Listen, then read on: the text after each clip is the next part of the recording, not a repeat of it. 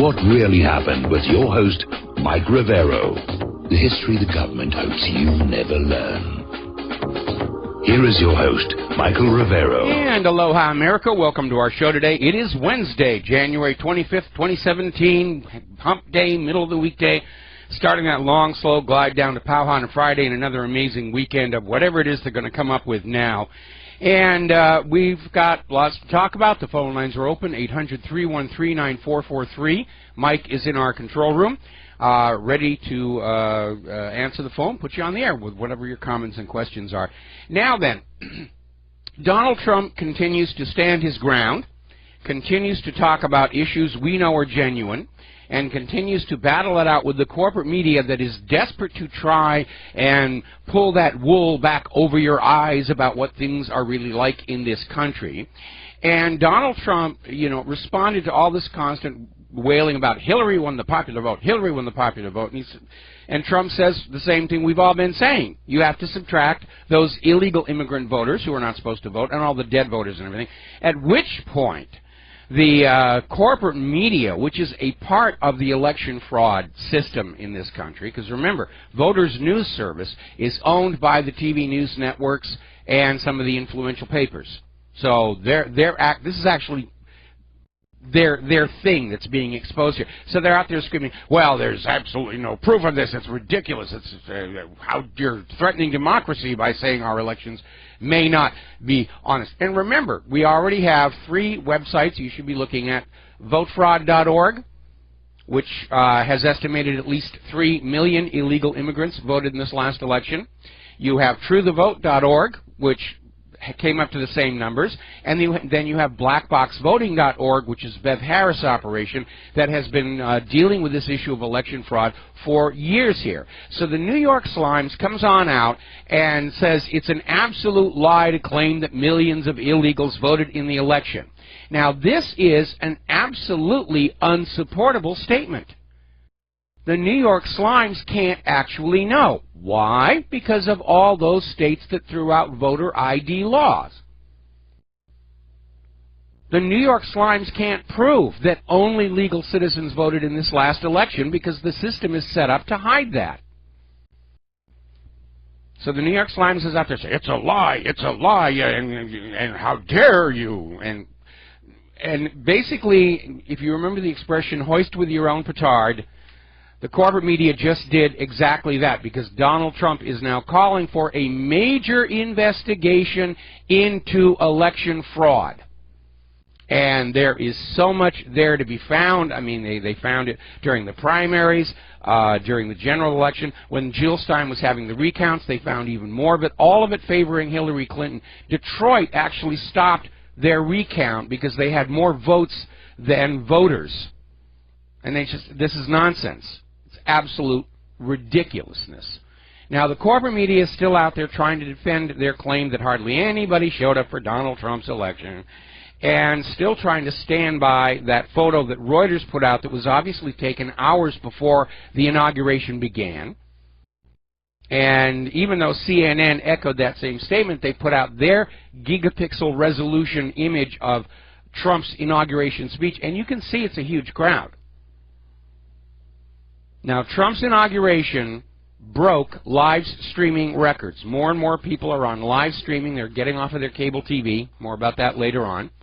And Donald Trump's inauguration was the most watched news event streamed online to date. So this idea that nobody was watching, nobody was supporting. By the way, did anything ever come of that concert they were going to have down in Florida where a bunch of liberal has-been celebrities were going to sing and dance and try and steal Trump's thunder? Did that even happen?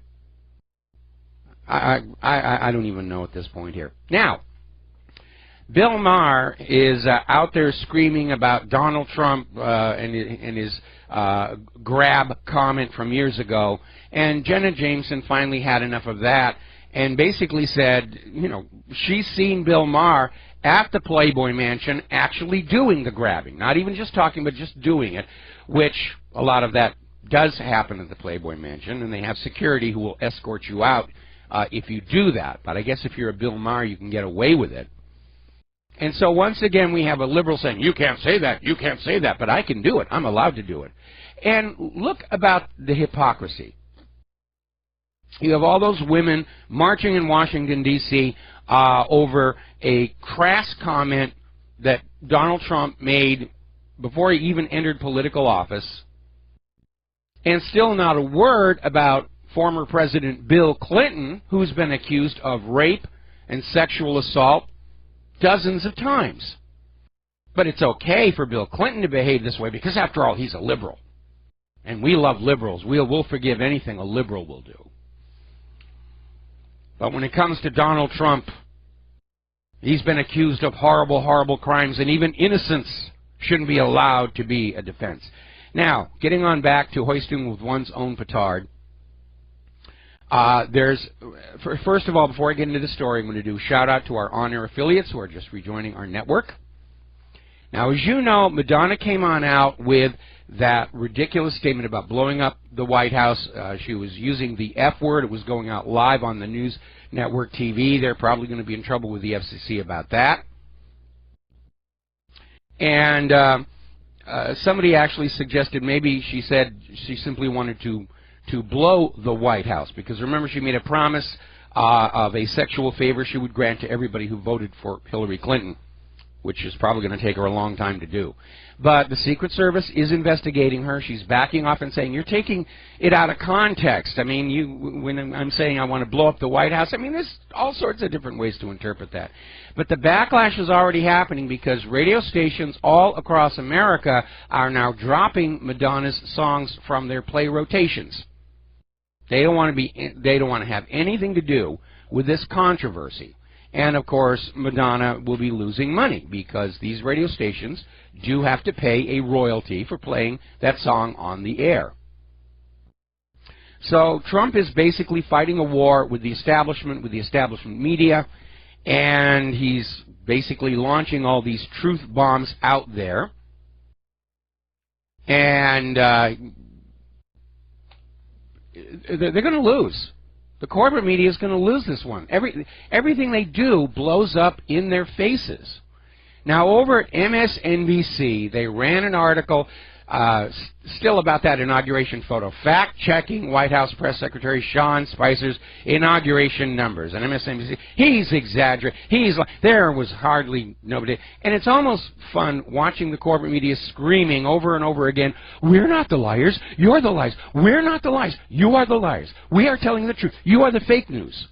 Like we're all going to be hypnotized by this and believe this. And when I posted this to whatreallyhappened.com, I put up a side-by-side set of photos from the 2013 inauguration and the 2017 inauguration. And you can see the crowds are pretty much the same size. Now, the Washington Compost and the New York Slimes came out earlier today with a report that President Trump is going to sign an executive order lifting the ban on the CIA's use of black sites, which is where the CIA did all this torturing of people to find weapons of mass destruction that turned out not to exist. And, of course, Sean Spicer came on out and said, that's not a White House document. There's nothing here in the White House about that. They're making it up again. And I'm sure the Washington Compost and the New York Times are going to say, oh, yes, Trump's a terrible person who believes in torture, and he's lying to you about it. I mean, I really wonder why we are not seeing an arrest of CNN's president, who literally threatened Donald Trump that if he didn't make nice with CNN, CNN would start a war in the Middle East for him to deal with. Almost reminds me of that character out of that one James Bond movie. I can't believe it. He was a media tycoon, and he was making the news. And he had this global empire, and he was just out there causing all this trouble to sell newspapers and TV shows and stuff. Meanwhile, the New York Slimes is apparently taking offense to this phrase, America First. Ooh, America First. How could you say such a thing? Easy, I'm an American. What are you over there at the New York Slimes? And it's really kind of amazing. The globalists are in a panic, and we are seeing all of the people who were part of this push for a one-world government in the media, and they're just getting more and more hysterical. Now then, to give them a little bit of credit, the New York Times actually ran a correction on their editorial that was attacking the Electoral College because of this claim that Hillary Clinton won the popular vote. And the New York Times did admit that in the past, when it was working for the Democrats, the New York Times supported the Electoral College. So the issue was never the Electoral College itself. It's about helping the liberals and attacking the GOP. Remember during that whole primary season when we kept seeing Bernie Sanders winning all the popular votes, and somehow through the machinations of the DNC, Hillary wound up with all the delegates? Nobody was complaining about the system then because Hillary was getting the benefit of it. Boy, I'll tell you, if liberals didn't have double standards, they wouldn't have any standards at all, I think. We posted a video clip from Denzel Washington, and basically he was being interviewed about what's going on with the fake news, and he came on out and he said, the corporate media is blowing it, because right now they're in a rush to get there first with a story, and they're just not being very careful about checking it out. And he basically wagged his finger at them good and hard, which may have negative consequences for his career, because apparently this anti-Trump blacklist is already running out there in Hollywood. Even Nicole Kidman pulled back on her statement. Welcome to my world, Nicole. Been there, done that, did not buy the T-shirt. Now, as you know, one of the more disreputable things that we have seen coming out of the corporate media were these tweets and comments about Barron Trump, Donald Trump's 10-year-old son. And they were pretty nasty. They were pretty nasty. And the White House issued a statement yesterday reminding everybody that it has been considered a White House and media tradition to allow the families of the president to grow up outside the political spotlight. Nobody went after the Obama kids, no matter how outrageous they behaved. They're off limits. And so should Barron. But again, right now it's an ends justify the means kind of mindset coming over there. Now then, I'm actually getting a lot of emails from around the world where apparently a lot of countries have gotten rid of electronic voting machines and tabulation centers and are now running their elections more or less along the lines of the system I described earlier this week. And apparently South Africa doing the ink on the fingers and the counting of the ballots right there at the voting station. Well, if South Africa can do it, if the Netherlands can do it, if all these other countries can do it, why can't the United States do it? Why must we persist in choosing our government or trying to choose our government with an election system that is opaque, unverifiable, prone to fraud, almost seems designed to facilitate fraud and conceal it? And of course, the corporate media, every time the fraud is exposed, oh, it was a mistake. It was a calibration error. It was a glitch. You know, nothing to see here. Just believe us when we tell you tomorrow who your new leaders are. And it doesn't matter what Trump's investigation into vote fraud finds, the corporate media is part of the problem. They will attack him. They will scream bloody murder that this investigation is a witch hunt, that it's this, that it's that, because they're part of the problem. They are part of the problem. Now, Donald Trump has whipped out his presidential memorandum pen. I guess they decided not to call it an executive order anymore because of the negative connotations coming in from his predecessor. But he's basically, as he promised he was going to do, he's imposing hiring freezes, regulatory freezes, and it's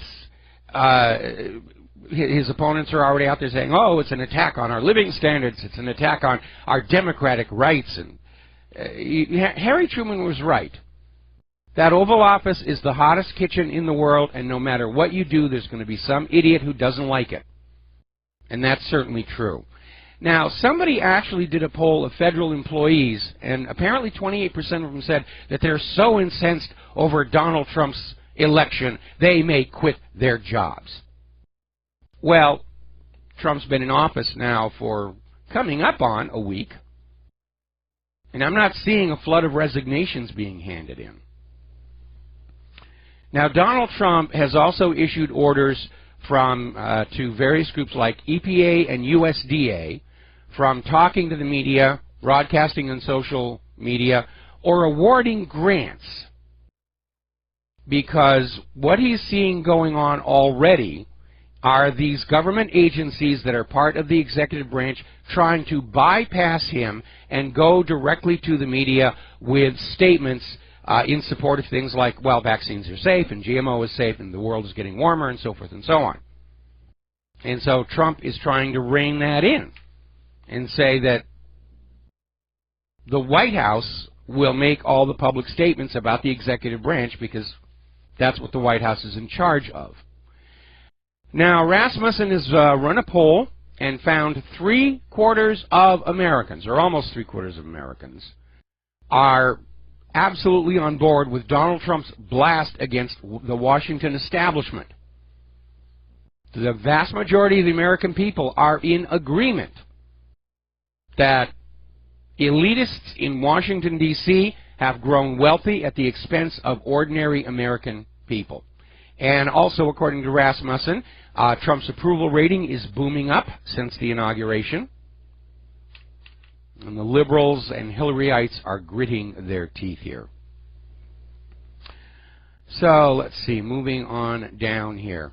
Interesting little article that came out of Zero Hedge. The Democratic Party is out of ideas, and their strategy to move forward is to quadruple down on this failed identity politics.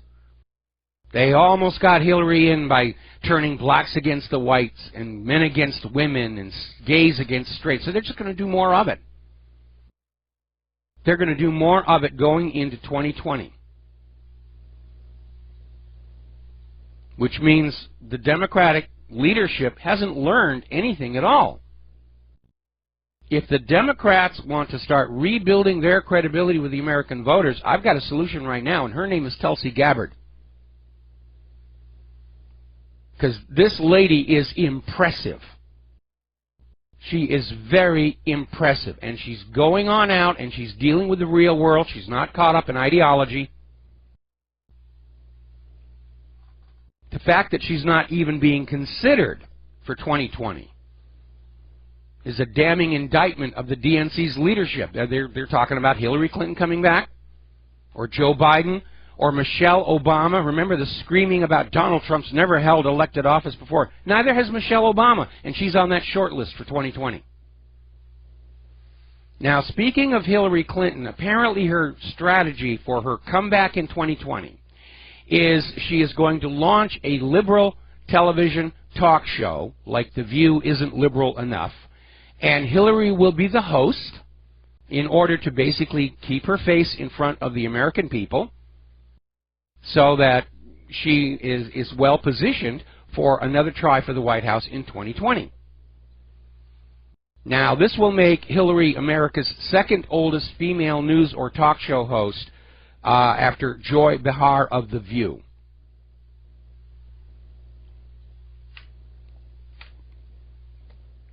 Now, that, of course, is supposing that somewhere in the next 4 years, Hillary is not charged with a felony.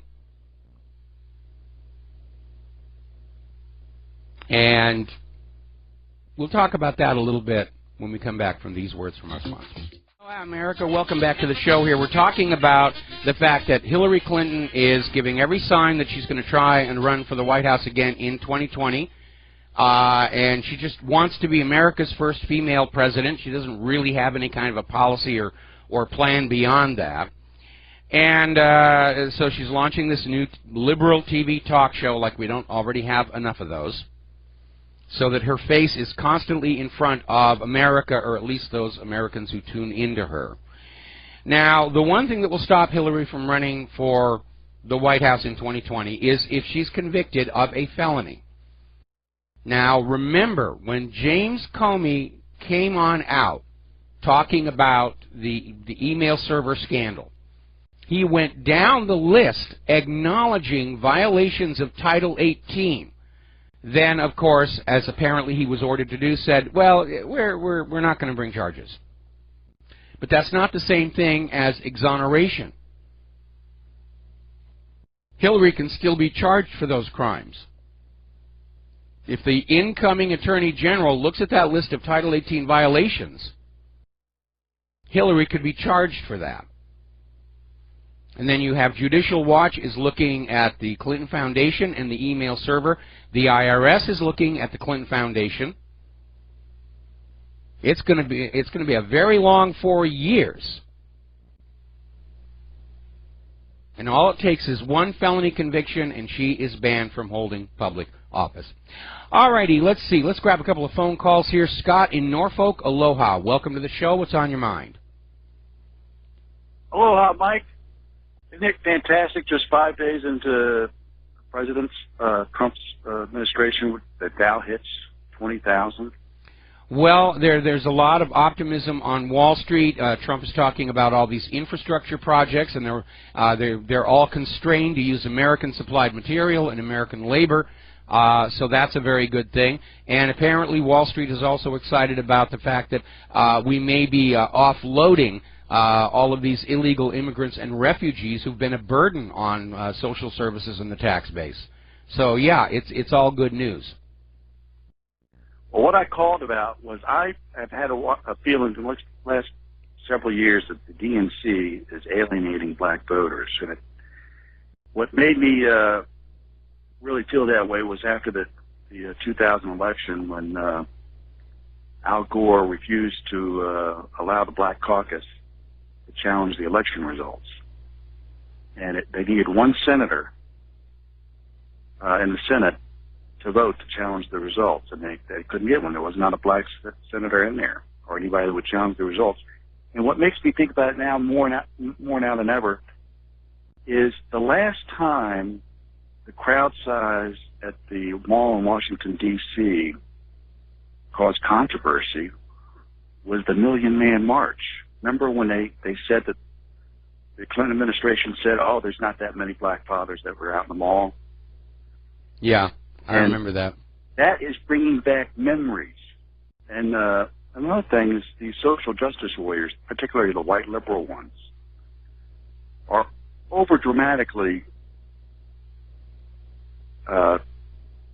presenting themselves as the victims over and above their fellow black liberals who are going from a black president to what they have been led by the media to fear, a Trump presidency who's not going to help them. And they're feeling that their views are being eclipsed by these privileged white social justice warriors.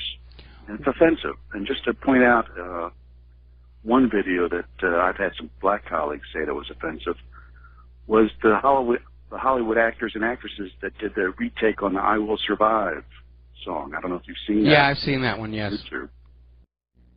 And a lot of the white actors in that act blasé about it. As they're singing Gloria Gaynor's heartfelt words. Yes. That's offensive. That's offensive to blacks, whether they're liberal or conservatives. I think the liberals are going to mess up because once Trump is going to bring back the jobs, and a lot of those jobs are not only going to go to the manufacturing jobs, going to go to everybody that wants them. Well, for 4 years from now, I'm sorry to cut you off, but we're about to hit a commercial break. 4 years from now, everybody in the United States of America is going to understand that all of these claims about Donald Trump made by the corporate media and the liberals and Hillary's campaign were just lies, because he's not going to turn into this monster that we were all told he would. He's on track to keeping most of his campaign promises. Anyway, Scott, got to let you go. Got to take a break for commercials. Back with another phone call after these few words. And aloha, America. Welcome back to the show. We're going to go back to the phones here and start with Bill in Pennsylvania. Aloha. Welcome to the show. What's on your mind? Hey, Mike, how you doing, buddy? I'm doing good. Just had two quick things to say. First, I wanted to recommend the video to you and the rest of our Rivero Rangers. When you get done watching all the JFK conspiracy videos and the Zapruder film, I highly recommend watching this video with Jim Mars that interviews James Files. I'm not going to get into why. You can make your own decision on it, but that guy was there, man. I mean, it's pretty lengthy, but when you listen to what it's a guy that's in jail, and I think he was one of the hitmen that worked under Sam Giancana, but it was a lot involved in it. You know that. I mean, but yeah, I've watched a lot of documentaries and all, and it's really intense. Yeah. Okay. What was the name of that video again? It's Jim Mars. And I'm sure you know who he is. Yes, I do. And he interviews this convict. His name is James Files. And all right, I think the video is called "I Shot JFK" or something. But if you log in, Jim Mars interviews James Files. It's pretty lengthy, but I've seen a lot of different things about it, read books and all that. And I've heard of this guy before here. He's serving life in prison already.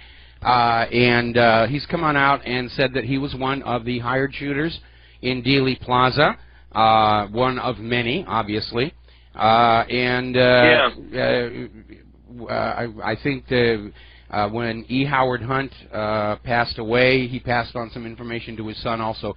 Because that JFK assassination, that was the black core of the whole Watergate scandal, and that's why Richard Nixon had to resign rather than let the investigation move forward, because had it come on out that John F. Kennedy had been assassinated by a multitude of groups that included the U.S. government itself, and then the U.S. government covered it up and lied about it, that would have delegitimized the entire government. Yeah, and there was a lot involved in it, and he was actually an Army buddy, this James Files. He has nothing to lose, nothing to gain. He's not getting paid. He's not getting rich off of it or anything. But I'm not going to ruin it by explaining the video because I don't want to run out of time here. But if you haven't seen it, it's about an hour and a half long. But I mean, when he explains how he was there and all the, I don't want to get into it, but it's too lengthy. But I'm telling you, I think he was the guy. But anyway, one thing I wanted to ask you about that no one's talking about. But you did mention that the globalist New World Order would probably most likely throw a false flag up to attack the United States and blame it on Russia. But one thing I think no one's talking about that I saw this Japanese scientist talking about, and he has gone to Congress several times, and they have a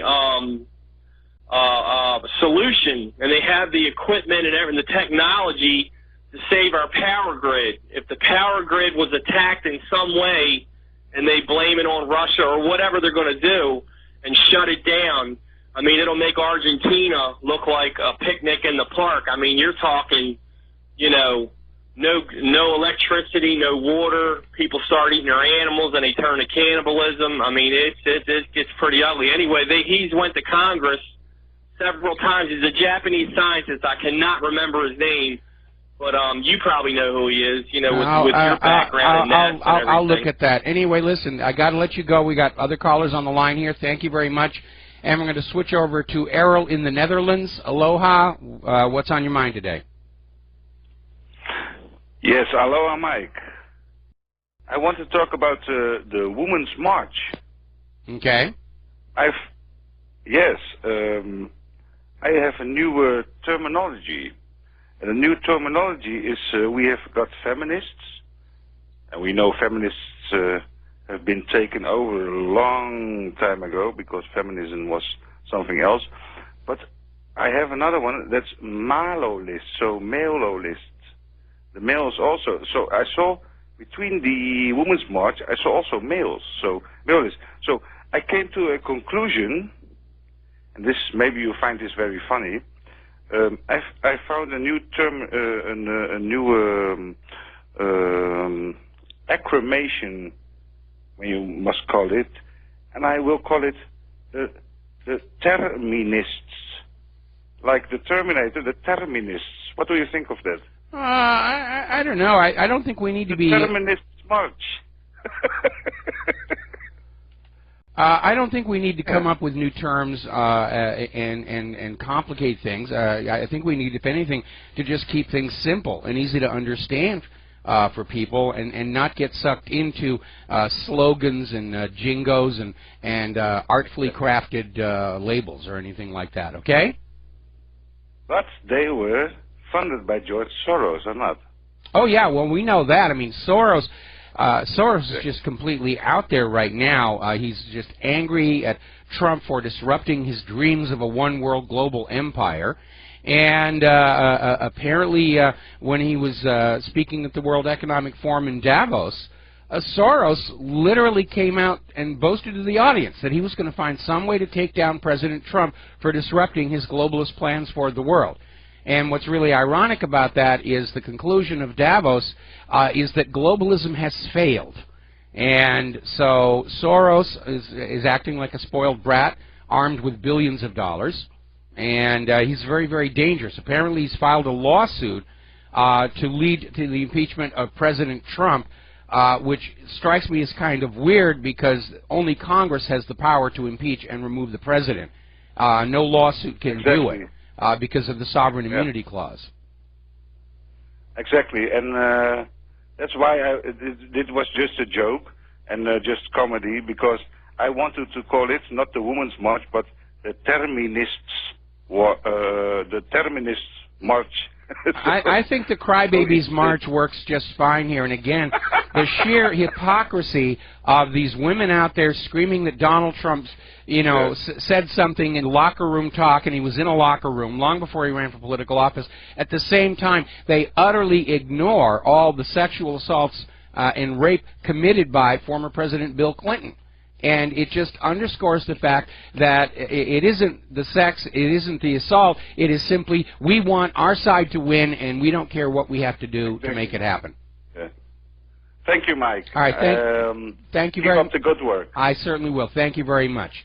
Now then, Charles Ortel has been doing a lot of very good work. He's a financial analyst, and for the last couple of years, in fact, for more than 2 years now, he's been analyzing the Clinton Global Initiative charity and basically saying it is a global swamp, and there's more and more evidence coming out that the whole thing was a fraud, and he's not surprised that they're trying to shut it down and destroy all the documentation right now, especially since all of those foreign donations to the Clinton Foundation stopped the day that Hillary lost that election, which underscores that it really was a pay-for-play scheme all along.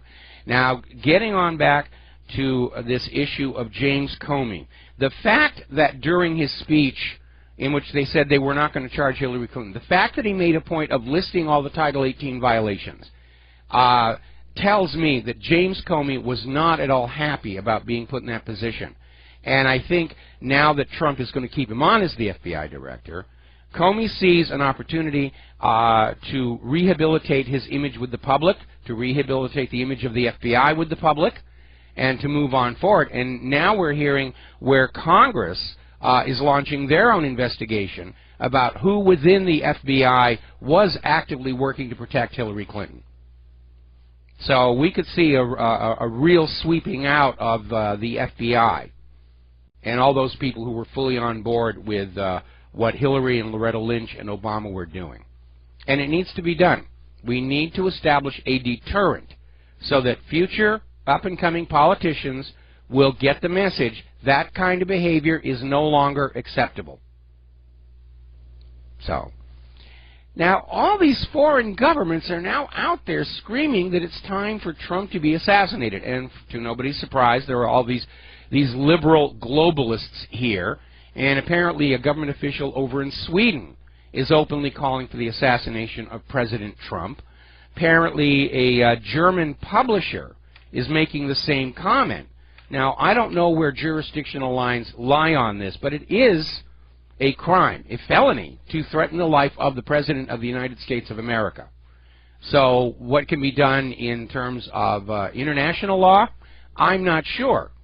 But there are a lot of very reckless people out there, because if somebody does in fact take a shot at Donald Trump, all these people encouraging it could be prosecuted as accessories. Now, turning over to the war zones, and the corporate media still thinks that most Americans are morons and suckers and believe what they say. Apparently, Reuters came on out with an article saying Assad linked to Syrian chemical attacks for first time. And there's no backing for it. There's no backing for it at all. Even the United Nations chemical weapons inspectors said all of these attacks were done by the U.S.-sponsored rebels to frame Assad. And why is Reuters even bothering to come on out with this right now? Because the war in Syria is pretty much over, and the U.S. has been handed its worst military defeat since Vietnam. Latest reports are that ISIS defenses in northern Aleppo are collapsing, and even better, in the Idlib area, the rebels are actually now fighting each other over the dwindling supplies of weapons and ammunition and other. They're fighting each other to gain control of military and humanitarian supplies. Now, the Syria peace negotiations are going to resume in Geneva, and basically they're rejecting ISIS and al-Nusra, which is al-Qaeda in Syria. And these four nations, Syria, Russia, Iran, and Turkey, are going to hammer out some kind of a deal that finally settles all of this down. Now, when Obama was still in office, the United States was pointedly not invited to these peace talks, but I would not be at all surprised if an invitation was extended to Donald Trump's administration to have somebody come in there. Now, down in Israel, Israel's government continues to behave like Israel's government. Netanyahu is telling members of the Knesset that the new settlement homes that he's already authorized are just a taste, and claims that he's going to be able to convince Donald Trump that these settlements on stolen Palestinian land are a good thing. Maybe, for a while, but I think once Donald Trump deals with the government of Israel, government to government, I think his enthusiasm is going to wane. Even the most diehard Israel firsters in our government, by the time they're at the end of their term in office, they're just fed up. They just don't want to deal with Israel's government any longer. Now then, a little bit of good news coming on out there. As you know, there's a corruption probe into Israeli Prime Minister Netanyahu.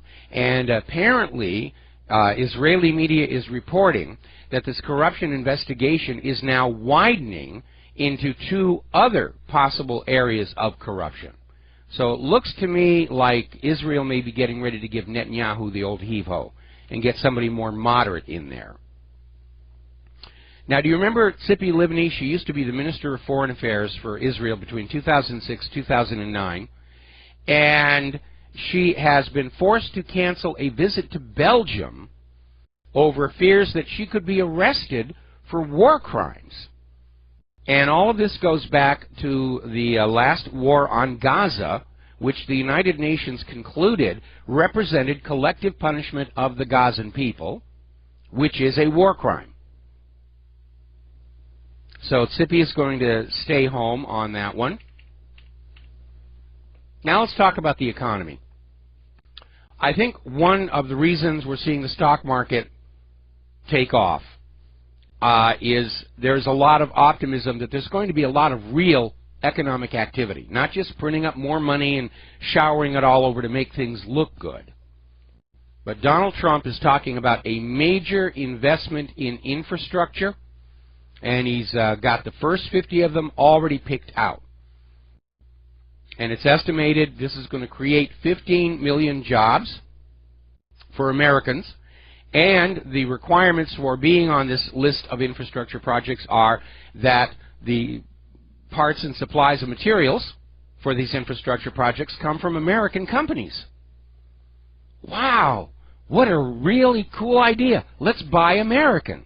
And I'm sure the New York Slimes is going to say, oh, that's horrible, that's racist, that's anti-globalist.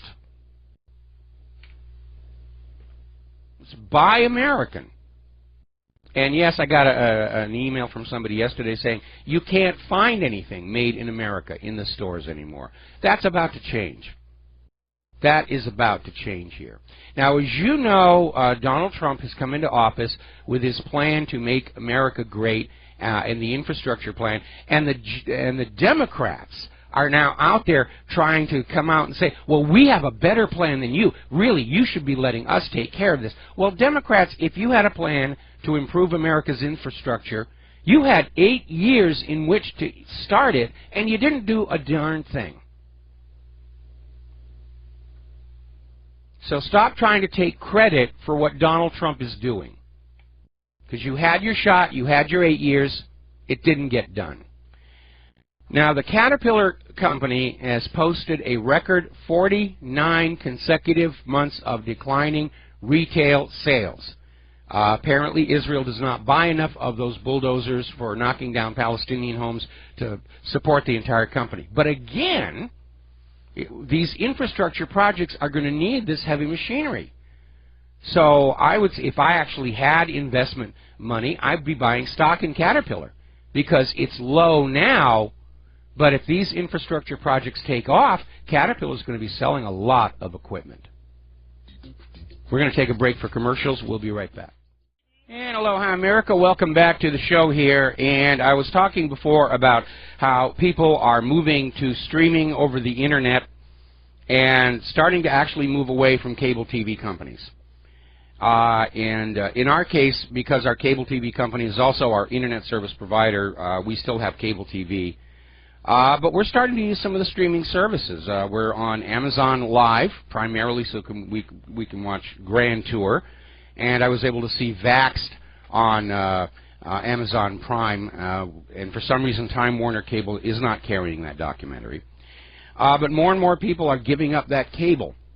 And a lot of it has to do with some of the aggressive nonsense of the marketing department. A lot of it has to do with the fact that there's just nothing but reruns over and over and over and over again. So, a lot of cities now are starting to talk about what's being nicknamed the Netflix tax, because so many people are ending their cable TV subscriptions that tax revenues are in decline. And as usual, tax revenues can never be allowed to decline. And now they're talking about imposing a tax on streaming video that would amount to about $50 per year. They are greedy, aren't they? Now then, kind of an alarming story here. And I don't know if this is from the incoming administration of Trump or something that was left over from Obama. But the government is now guaranteeing, meaning putting the taxpayer at risk, on a new form of mortgage-backed securities.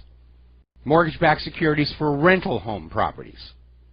And we could see a complete repeat of what happened in 2008 unless this gets reined in. One thing we should definitely say is no more will the American people be made to pay for Wall Street's mistakes. If a financial institution is going to go bankrupt, let them go bankrupt. Make room for somebody with better business sense rather than the right family names. Over in Great Britain, rough sleeping rates have grown 16% since last year. Now, over in Great Britain, sleeping rough is their phrase for a homeless person.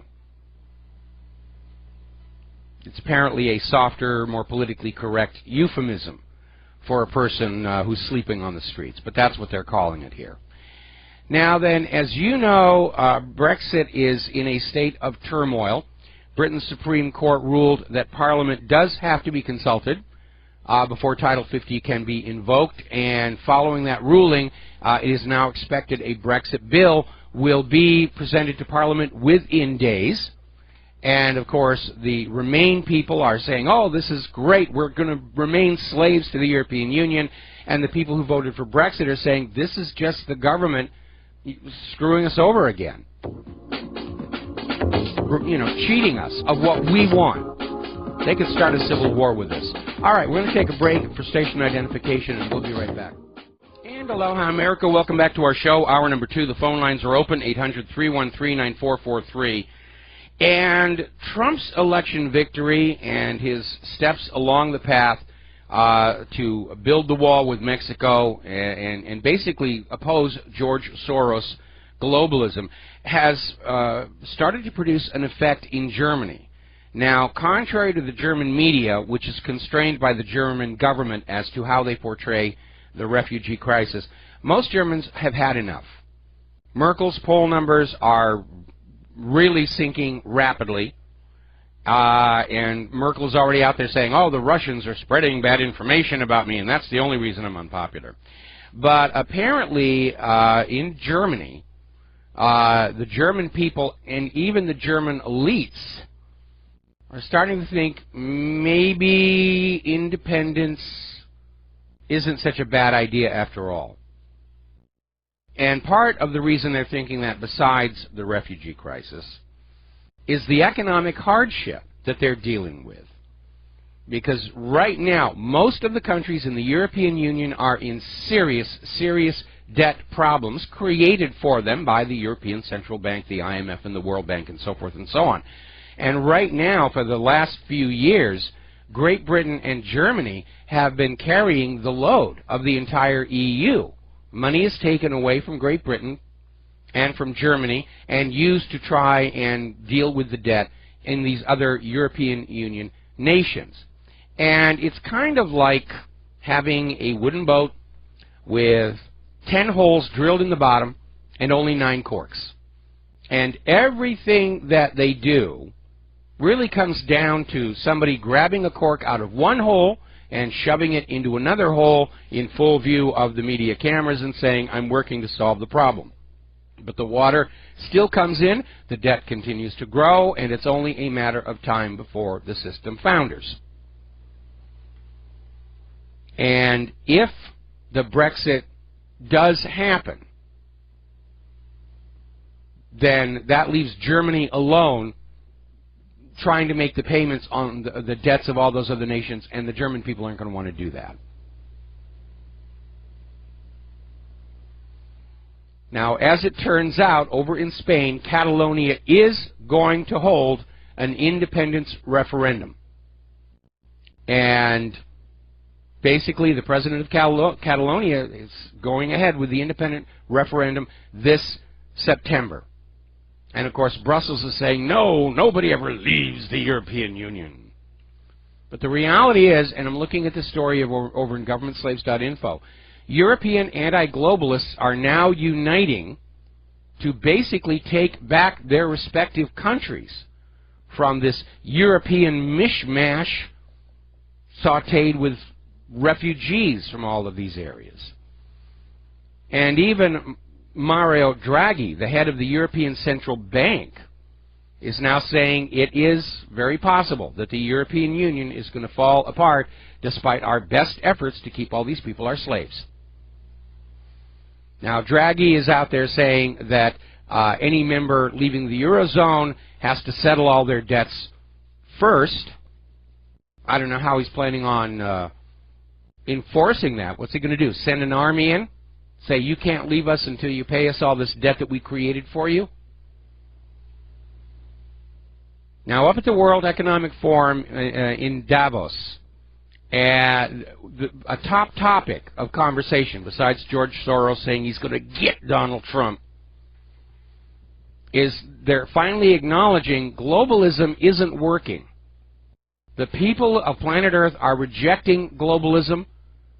We want to be our own little countries. We want to remember who we are historically, what our history is, what our culture is, what our particular religion is. We don't want to be blended together. And they're finally acknowledging in Davos, globalization is failing. And the New World Order is seriously being upended. And part of the problem is there are elections coming up in Europe in which the anti-globalist, anti-refugee, anti-establishment parties are gaining in the polls. Just like we did here in the United States of America. All Americans united together and got out there and overcame the election fraud. Now, apparently down in Texas, there is a growing tiff over the so-called sanctuary cities. As you know, Donald Trump is ending that, saying that there's no such thing as a place in the United States where immigration laws are not going to be applied. And apparently there's a county down in Texas that's standing firm saying, we're a sanctuary county and everything. Texas Governor Abbott is saying, we're going to cut all funding to you. You don't get any Texas tax money as long as you continue on this failed policy. Now, Donald Trump has now signed the executive order to build the border wall. Now, the good news is that actually most of that wall is already built. He just needs to fill in the gaps. I still think crocodiles in the Rio Grande would be cheaper. Or we could get the Punkin Chunkin people to modify their air cannons and just shoot the illegals back over the border. Trophy goes to the longest distance and the most number of bounces. But he's moving forward on that. And, of course, all of the pro-immigration people are out there screaming, you're a racist, you're a racist, you're a racist. And the response to that is, illegal is not a race. And that's how you shut them up. We're going to do a shout-out now to our on-air affiliates who are just now rejoining our network. Now, as you know, Chicago, under Mayor Rahm Emanuel, has become an exceedingly violent place, even though it is held up as the model of the liberals' gun control agenda, where all the law-abiding citizens are totally disarmed and the criminals have free reign of the streets. That apparently is what liberalism is all about, because anti-gun is pro-crime. Donald Trump has now hurled the defy, saying that if Chicago, specifically Mayor Rahm Emanuel, cannot get the murder rates under some kind of control, the U.S. government will send in its own federal forces to restore law and order there.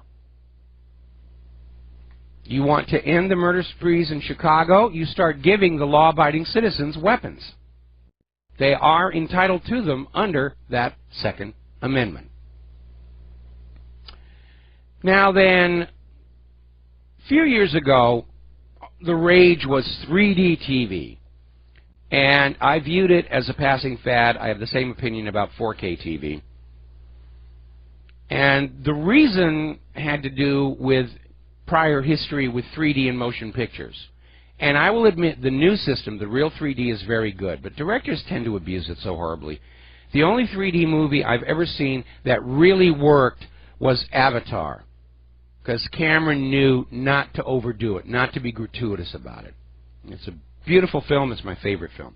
But we had a high-def TV, and it went bad, and it went bad at a time where the only replacements we could get were all 3D sets. So we got a 3D set. We got the little glasses and all the rest of it. We've hardly ever used the 3D function. One of the big problems was a lack of content. Yes, there are 3D Blu-rays that you can get, but our Time Warner cable channel had a 3D channel that lasted about a month. And what they had on there was just junk anyway.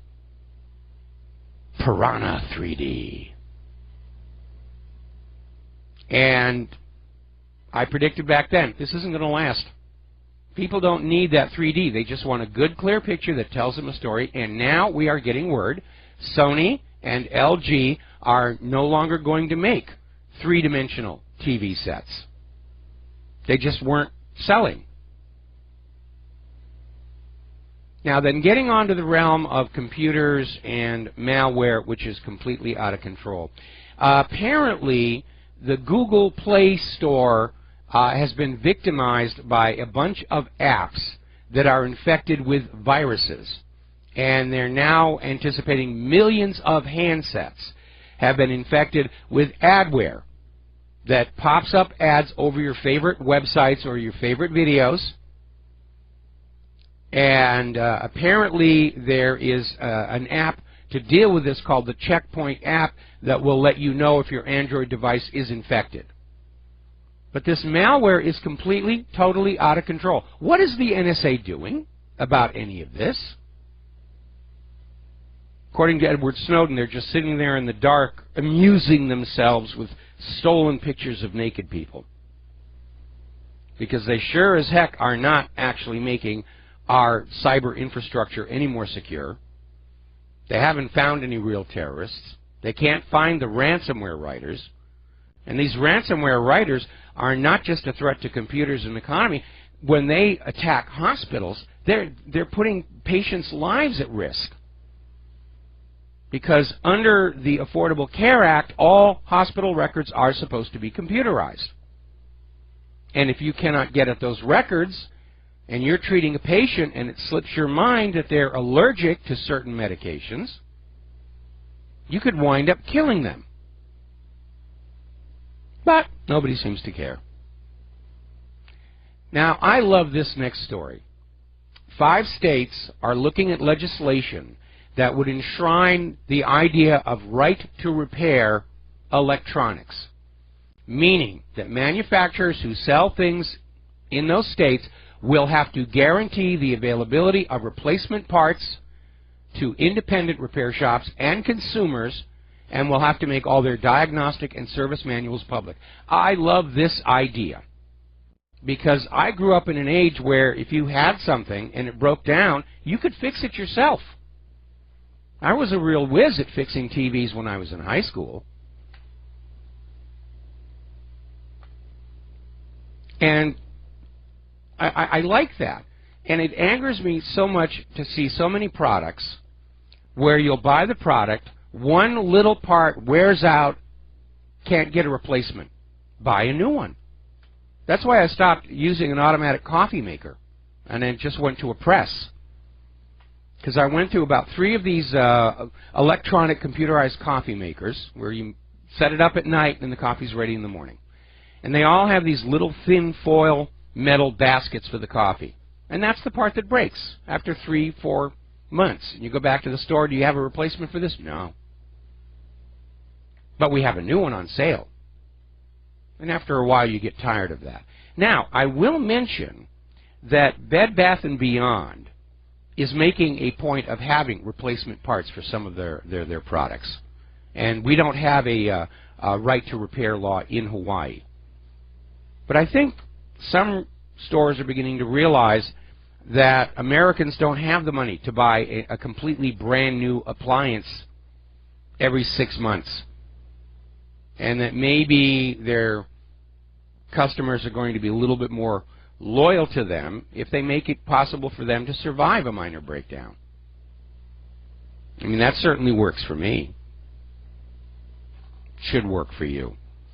But it often amazes me that all these people who scream about the environment, they never look at our present consumer pipeline, where you dig up some natural resources or cut down a tree or whatever, and you grind it up and you make something, anything. You put it in the store, it's bought, and because of planned obsolescence, it quits working after maybe a year. And you just take it and you throw it in a landfill, and it's toxic. It's poisoning the water, and the corporations go back out and dig up more raw materials and cut down more trees and make a new complete replacement. It's a very wasteful approach. It's very wasteful of our natural resources. It is very harmful to the environment. And all these liberals running around about human-caused global warming never seem to pick up on that. There's a real issue and a real problem there. They don't want to talk about that. They just want their carbon tax. So I love this idea that states are passing laws that when you buy electronic devices, appliances in their states, that you are guaranteed replacement parts and access to the manual. So you can fix it for yourself That's another part of becoming more self-sufficient, being able to fix your own things, instead of this enforced dependency on the authorized factory service technician who comes on out and replaces a washer, charges you $100. Now, according to a new report, and this is being reported over at IntelliHub, more than a third of the population of the United States of America does not have access to clean, reliable drinking water. And it's almost ironic. Years and years ago, there was this very clever gentleman, Tom Lehrer, and he was actually a college professor, but in his spare time he wrote funny songs, and he shot to prominence with a TV show called That Was the Week That Was, and then he put out several albums, and one of his songs was called Pollution, which talked about the air and water in the United States not being as healthy as it could be. Well, Tom, if he were with us today, would just be stunned at how prescient he turned out to be. Because more than a third of all Americans do not have access to clean, reliable drinking water. Everyone thought Flint was an aberration, and it isn't. The quality of our drinking water coming out of those faucets is third world. And as governments continue to cut corners so that they can boost the salaries of legislators, we're going to have more of this problem. That's what led to the Flint, Michigan water crisis. They wanted to save a few bucks, so they unhooked from a filtered clean water supply and just threw the hose into the river. And there was supposed to be a chemical that they could add to keep the acids in the river water from leaching the pipes, the lead pipes. They didn't even bother with that. They just bought bottled water for the government offices, and that was their solution. Water is essential to life, and more than one-third of Americans are not able to get safe, clean drinking water in their homes. That is pretty abysmal. So let's talk about Robert F. Kennedy, Jr., because he is now up for the fight of his life. And he's come on out with a statement that the CDC is an edifice of fraud,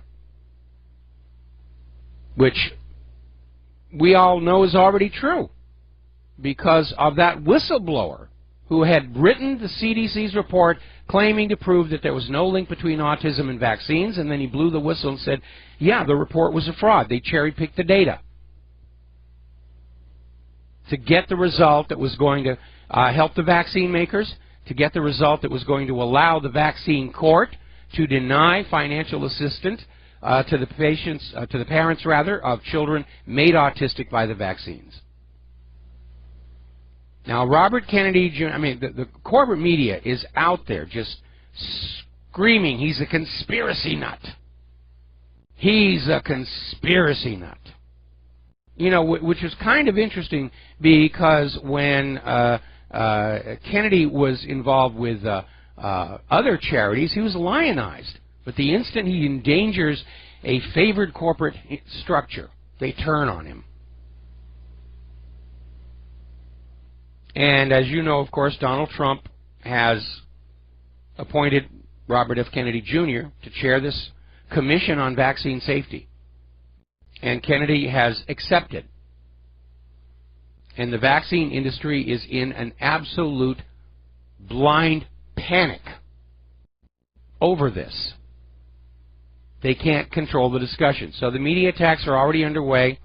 Robert F. Kennedy Jr., he's a kook. He's just seeking attention. He's this, he's that. Time magazine, or maybe we should call it Slime magazine, ran a hit piece on Robert F. Kennedy Jr. for daring to address the possibility that mercury in vaccines might be a problem. And by the way, mercury was banned for vaccines all the way back in 1999. But the companies are still using it. And the FDA and the USDA let them get away with it. We'll be right back. And And aloha, America. Welcome back to the show here. And the phone lines are open, 800-313-9443. So we're talking about this test of wills between the vaccine industrial complex and the new Commission on Vaccine Safety that Donald Trump has arranged to be headed by Robert F. Kennedy Jr., who is a long-time critic of vaccines. And as I was mentioning before we went to the commercial break, the FDA actually banned mercury in vaccines all the way back in 1999. And the vaccine companies are still putting it in there. They're trying to find loopholes and just fend things off here. And you have to ask, what's going on? Well, remember, autism is not an historic human disease. It didn't surface until the 1940s, just a few years after vaccine makers started using mercury-based preservatives in their product. And it's been growing and growing and growing, and the more mandatory vaccines they have, the more kids are being diagnosed as autistic. And at the current growth rate, I mean, it's 1 in 45 now, at the current growth rate, by the year 2030, half of the children born in the United States of America will be diagnosed as autistic. That is a major problem when half of your population can't join the workforce, and the available workforce is taken up in large part caring for and supporting these autistic children.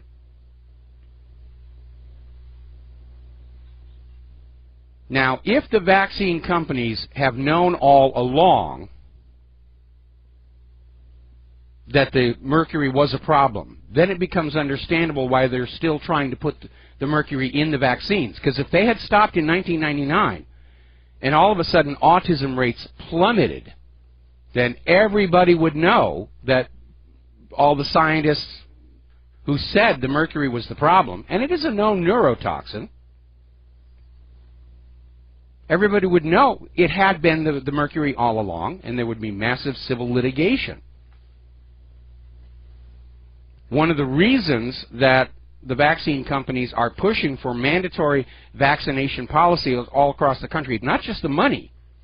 They don't want a population of unvaccinated children available for comparisons, although that actually got done a few months ago, where they were studying homeschool children, and they had enough unvaccinated children for a statistically valid comparison, and they found out, big surprise, the unvaccinated children were overall much healthier than the vaccinated children. So we're talking about this hit piece by Time magazine, and what's amazing is that when Robert F. Kennedy Jr. was working on environmental issues, he was named as one of Time magazine's heroes for the planet. He was a good guy. He's all about the environment and the planet and everything. And he says, there might be a problem with vaccines. Oh, he's a kook. He's a wacko. He's dangerous. And so they put out this article basically saying why Donald Trump's choice of RFK Jr. as vaccine czar is a terrible idea. And it's full of half-truths, misrepresentations, and misdirection. It's a hit piece. It's an absolute hit piece. All right, we're going to start with a phone call from Steve in California, and I may have to take you through the commercial break. What's on your mind? Well, a comment and a question. I got to take a question for you after the comment. But when you're talking about the vaccine industry here, you know, I watched The Insider a couple of days ago with Russell Crowe. Yes. Who represented Jeffrey Wigand, Dr. Wigand, who blew the whistle on the tobacco industry, how they did nicotine boosting with chemicals. It's funny how he's hailed a hero, but the CDC head scientist who comes out and tells the truth, they turn the tables and make him look like a kook. I would like to see him actually subpoenaed and go before Congress and basically blow the whistle on everything he knows about. I'd love to see that happen. You mean the CDC scientist who I think his name's Thompson. Yeah, Thompson. Did you notice in that Insider where the part? Well, I tell you what. Hang on. Going to take a break for commercials. When we come on back, I have an observation to make. And hello, America. Welcome back to the show. We're talking with Steve in California, and we're talking about how wonderful it would be for Thompson to testify before Congress. But if you remember, going back to that Russell Crowe movie, The Insider, which, by the way, it is a wonderful film. It's based on the true story about a very heroic man. But if you remember in the movie, though, there was this issue of the non-disclosure that Weigand had signed with the cigarette manufacturer, and how if he was compelled to testify before a legal proceeding, that he could be sued by his former employer. So there would have to be some kind of a fix to deal with that. We need to restore whistleblower protection laws for that very reason. And for those of you not familiar with the story about Weigand, he was this executive at this cigarette corporation, and he was aware that the corporation was using chemicals to boost the effects of the nicotine to make the cigarettes more addictive. And the particular chemicals they were using were actually toxic and harmful. And they were trying to find a new replacement, but until they could find the replacement, they continued using these dangerous chemicals to make their cigarettes more addicting. And at this same time, though, Congress was starting to hold hearings about the issue of tobacco.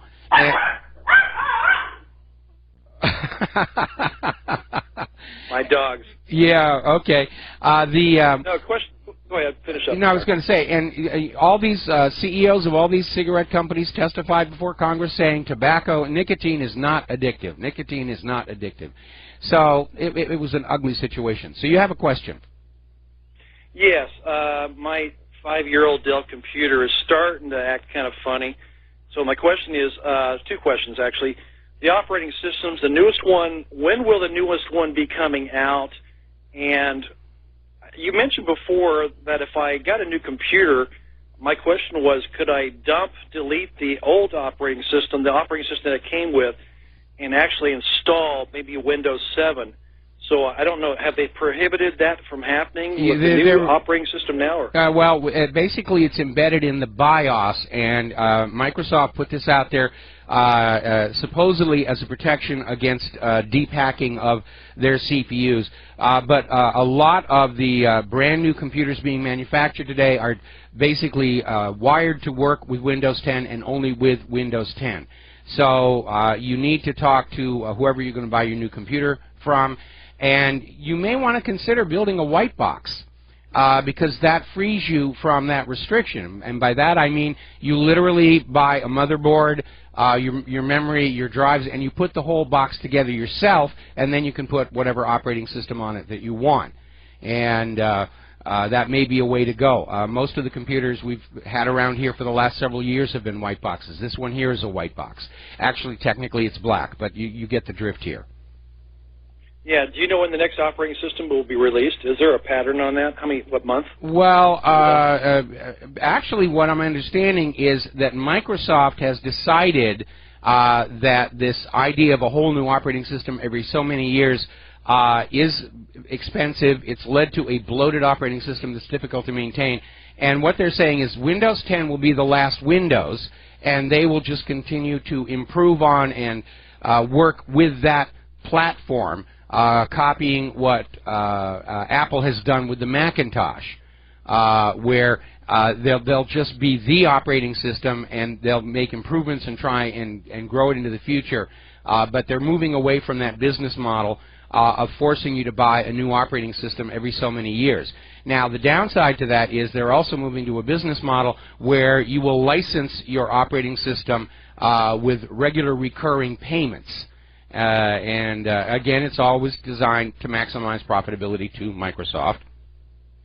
And I think, though, the reason so many people were turned off by Windows 10 was, first of all, the disaster that was Windows 8, and then finally the very heavy-handed attempt to push Windows 10 onto everybody's machine. And also, they released it prematurely because we had a laptop that was being used to support Claire's choir, and it was a Windows 7 machine. And just to be fair to Microsoft, I allowed it to do the automatic upgrade to Windows 10, and it was a disaster. Things wouldn't run. It literally erased the music file directories. Obviously, I had backups. And I'm not talking about just go into the trash bin where you can drag them on out. I mean, they were simply gone. And it was trying to force me to use my Microsoft credentials for my login name and password, and I didn't want to do that. And it just got to this idea of, you know, Microsoft is going to tell you, you know, how you're going to organize your computer. And I kind of bolted at that one. So I'm on Windows 7, and when I'm no longer able, well, actually, this machine's XP. But if I'm no longer allowed to have an operating system of my choice, then I'm going to go to Linux. The only reason I'm still on Windows now anyway is because of Claire's music software and my animation software, which these days I hardly ever use anyway, so it wouldn't be that big a disaster if I didn't have it anymore. But yeah, that's what Microsoft is planning. But if you build a white box, you can put whatever operating system you want. And the other option, of course, is to talk to the various computer manufacturers and say, will this box allow me to put Windows 7 on there? Now, you can actually order new computers with Windows 7 as long as Windows 7 is still officially being supported by Microsoft, which I think is another year. But they're not carried in the stores. The stores are pushing Windows 10, but you can go to a computer store and say, I would like that machine with Windows 7, and 9 times out of 10 they're going to say, well, we can special order it, and that's another way for you to go. All right. Hey, thanks, Michael. All right, thanks an awful lot. We're going to switch over to Dan in British Columbia. Aloha, Dan. Welcome to the show. What's on your mind? Yeah, hi, Michael. I haven't called for a while, actually, since before the election, so I just wanted to congratulate the Americans on your victory. The people have spoken. Our Prime Minister here in Canada, after being elected, had to fly to England and ask permission from Queen Elizabeth to be our Prime Minister. Yes. And if I recall in history class, America fought a war to free itself from England. Yeah. Well, first of all, with regard to the first part, that is a tradition that the Prime Ministers of Great Britain and all of the far-flung empire have to have the Queen's permission to go ahead and form a government, and there's this whole ceremony they go through where they have to kneel to the Queen, and the Queen gives them her blessing. And it's not like the Queen has ever told somebody, no, you don't have my permission. It's just a traditional ritual that they go through. Okay, anyways, you had a little article yesterday about the CIA controlling the mainstream media. And, you know, this goes back at least to November 22nd, 1963. You got, like, Walter Cronkite comes on CBS and says, in Dallas, Texas, 3 shots were fired at President Kennedy's motorcade in downtown Dallas. That was the first lie. Yes. Then you had Gerald Ford comes out. Then you had Dan Rather saying Kennedy's head rocketed forward, which that was also a lie. But the CIA's control of the media actually goes back to the end of World War II, when the CIA was first being formed. One of the first things they decided to do was to take covert control of the media, and they patted themselves after the Nazi propaganda machine, and they called it Operation Mockingbird. Yeah, I'm familiar with that, too. There's a great book by L. Fletcher Prouty. Yes. And your listeners probably would recognize Donald Sutherland, the Canadian actor who was in the movie JFK, who played Mr. X. And that was L. Fletcher Prouty. Yes. And this book is called The Secret Team, the Central Intelligence Agency and its allies in control of the United States and the world, in 1973. Great book. I don't know if you've ever read it. Yes, I did many, many years ago when it first came out that the Mr. X character was based on L. Fletcher Prouty. But I don't think the CIA's control is as firm as it used to be, and certainly as more and more people find out that the CIA is itself the largest drug smuggling operation on the planet, people are saying that they don't want to go along with that anymore. They don't want to be part of that anymore. Yeah, I think Trump's the first president that since Kennedy's assassination, who's been a real president. I think they got rid of Robert F. Kennedy because he was an outsider. Well, they got rid of Robert F. Kennedy because they were absolutely terrified that with the power of the White House, he could reopen the investigation into the assassination of his older brother, and that was the same reason for the assassination attempt against Teddy Kennedy at Chappaquiddick, because he was getting ready to run for the White House, and with the authority and power of the White House, could have ripped open the investigation into John F. Kennedy's assassination. But Teddy Kennedy survived the assassination attempt. It was supposed to look like a car accident, but because of Mary Jo Kopechne in that back seat, Teddy Kennedy was damaged enough where he was no longer going to win the White House, and he stopped being a threat. Exactly. Yeah, Trump, I think, needs to maybe reopen that investigation, or at least finish JFK's pledge to splinter the CIA into 1,000 pieces and scatter it into the winds. I would definitely be in favor of that last one, but I think Trump's focus needs to be on more recent events, like whether Hillary Clinton was in fact selling secrets to foreign governments through that weak email server and collecting and laundering the payments through that so-called charitable foundation. I would like to see the Vincent Foster case re-examined and exposed as the murder it was, but even that's getting too old to really be relevant today. Well, Trump actually did mention that, didn't he? Which one? He mentioned the Foster murder. He mentioned the Foster, I believe, during the campaign. He did, and he also mentioned doubts about what happened on 9/11. And again, Trump is going to be very, very busy, and I think we all need to ask a very simple question. Do we really need another official investigation into any of this stuff? Because it's just going to be another chance for the government to polish up the lies. We all know what happened. We've got the broad strokes here. I don't need another investigation into John F. Kennedy. I'm pretty, I know what happened. I know what happened to Vince Foster. And I know what happened on 9/11. And we may disagree on some of the fine details, but we all know we were being lied to by the government and the corporate media. Let's just start on that foundation and say, what are we going to do about it now? In my mind, it's a waste of time and money to have a new government investigation into any of this stuff. Yeah, perhaps. But there was a great interview with Wayne Madsen yesterday. Yes, so I it was. Bought his book on Amazon. Oh, good for you. Good job. Yeah, thanks. All right, well, have a good show. Thanks a lot. All right, thanks an awful lot. We're going to switch over to Mark in North Carolina. Aloha. Welcome to the show. What's on your mind? Mike, about the vaccines, I think it's even more insidious than you're saying, than just profits. I personally think all you got to do is look at the Georgia Guidestones. I'm sure you know what that is, right? Yes, I do. What they want, what the New World Order wants, what the globalists or whatever the so-called elites want, is they want to drastically reduce the world's population. Yes. They have no intent of having half the people not work and half the people.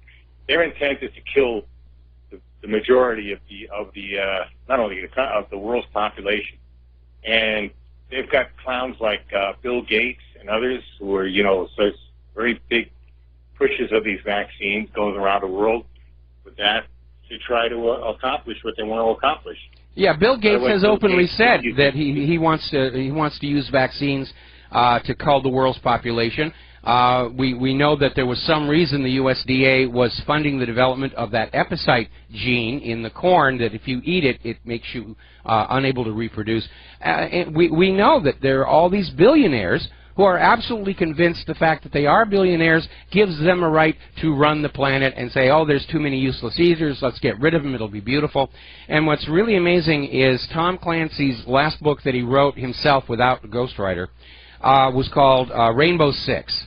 And part of its story, I remember that. Yeah, part of its story involved a bunch of ultra-wealthy people who just decided they were going to wipe out 95% of the world population so the planet would go back to nature and it would be beautiful, except, of course, for their mansions. and that the world would be so much better without all those other people, those hoi polloi and riffraff around. And we do know there are people who think like that. Now, whether the mercury in the vaccines has anything to do with that, I'm not sure, because the mercury in the vaccines isn't killing people, it is disabling them. I'm reading this book now called Inferno. I think it was just a movie recently. I haven't seen a movie. It also has to do with wanting to pretty much bring an end to much or most of the Earth's population.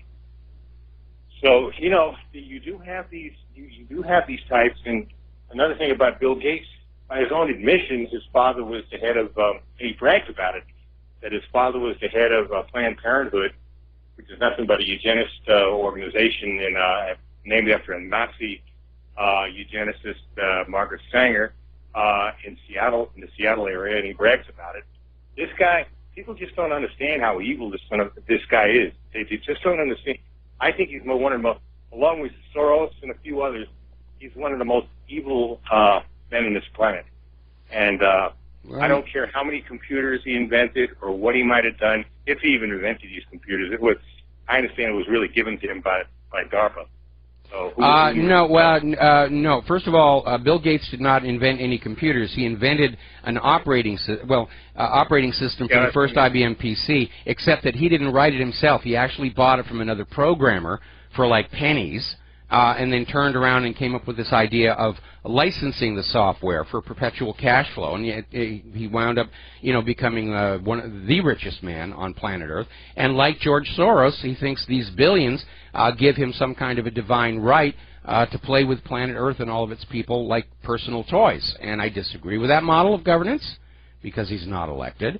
And I understand the position that there's a population problem, and there always will be, because sex is a lot more fun than dying. My problem with the population control people is they always want somebody else to die or somebody else to go without children, never themselves.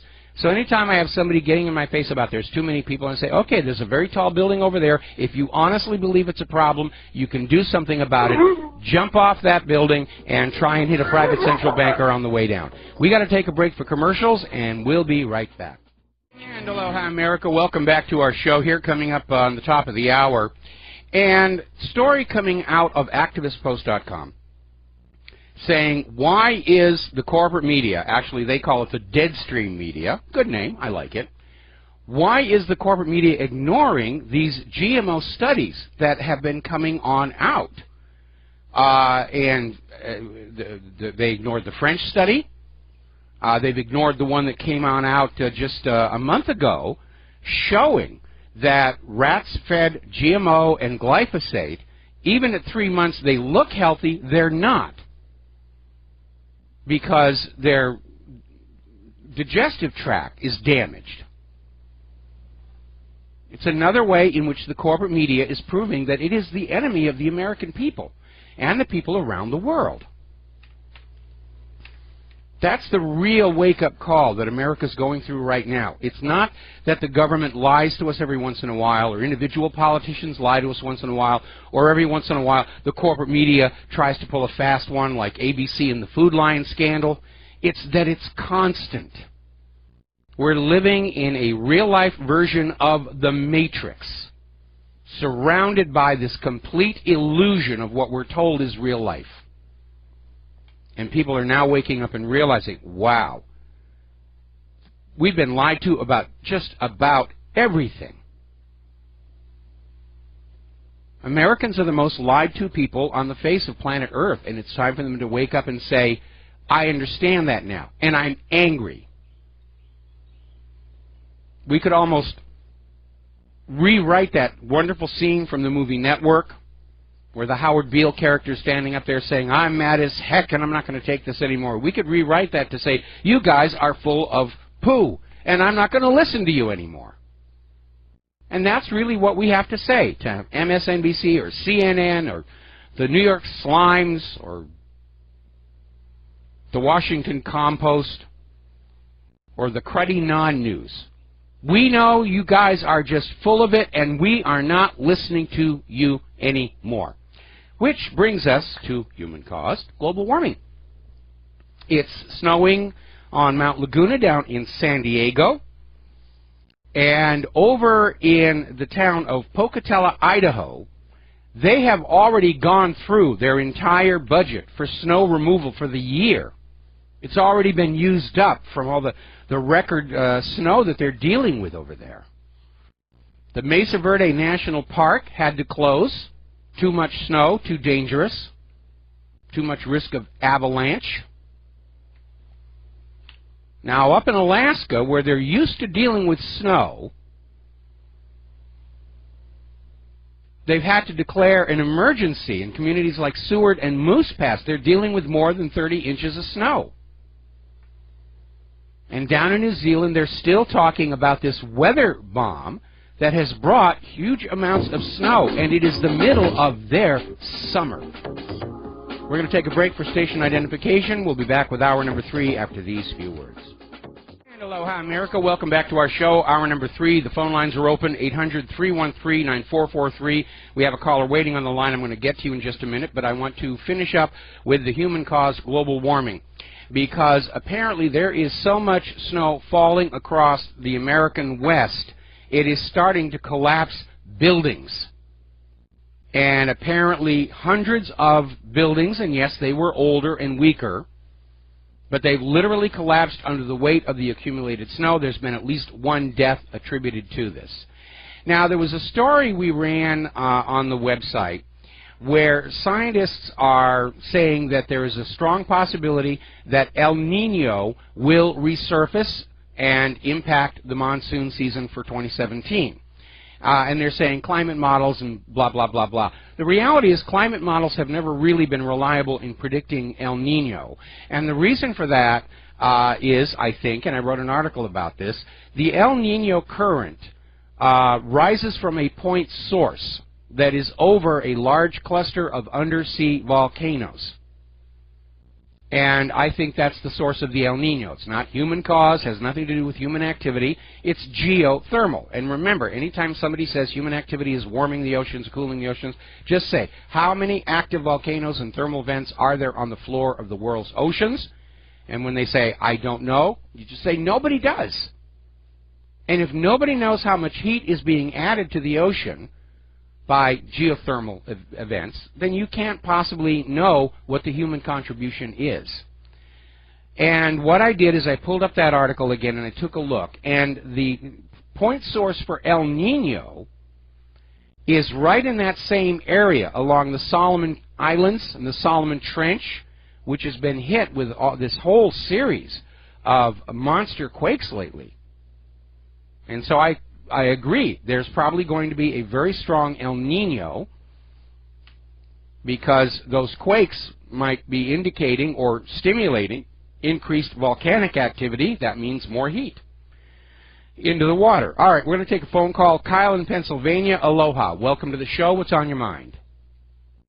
Hey, Mike. I have a thing on the El Nino real quick. From what I understand, there's also another very large warm body area that's called La Nina on the other side of the Earth, almost directly on the other side from El Nino.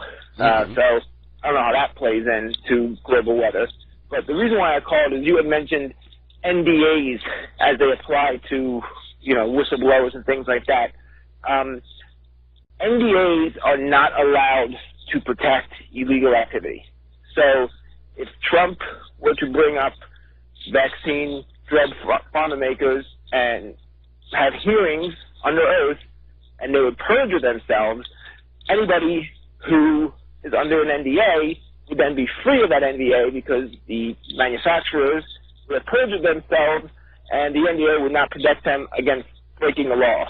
Okay, now what is your source for saying that NDAs are not binding in illegal activity? Because certainly looking at what happened to Dr. Wygand with the cigarette company, it was a real threat, and they literally had to be jumping around states trying to find a state where the laws were a little bit more forgiving.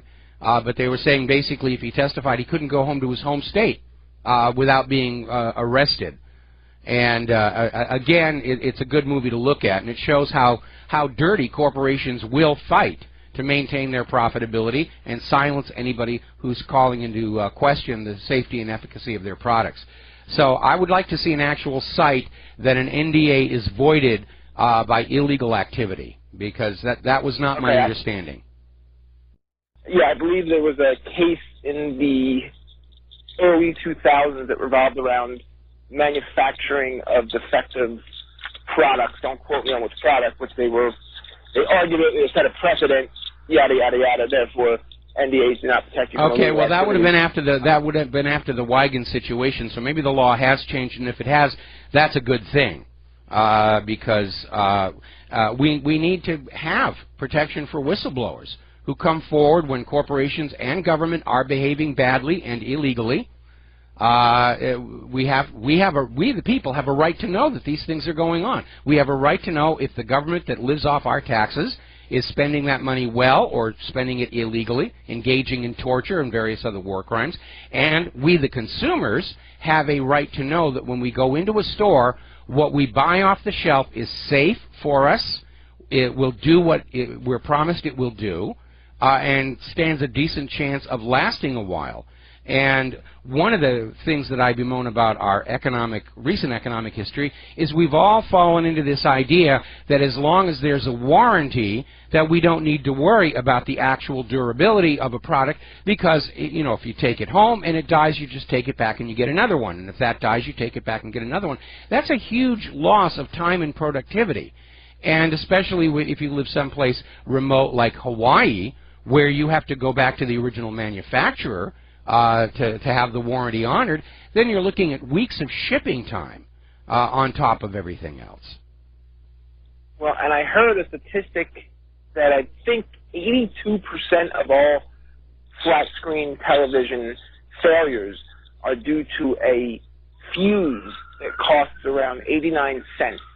That there's a special little hatch on the back of the majority of TVs that is 4 screws. You bring it out, you'll see that the fuse is blown.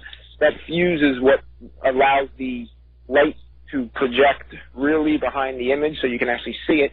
And people are buying all new TVs, just planned and perceived obsolescence, because of a 69, 89 cent fuse that could be switched out in a matter of about 5 minutes.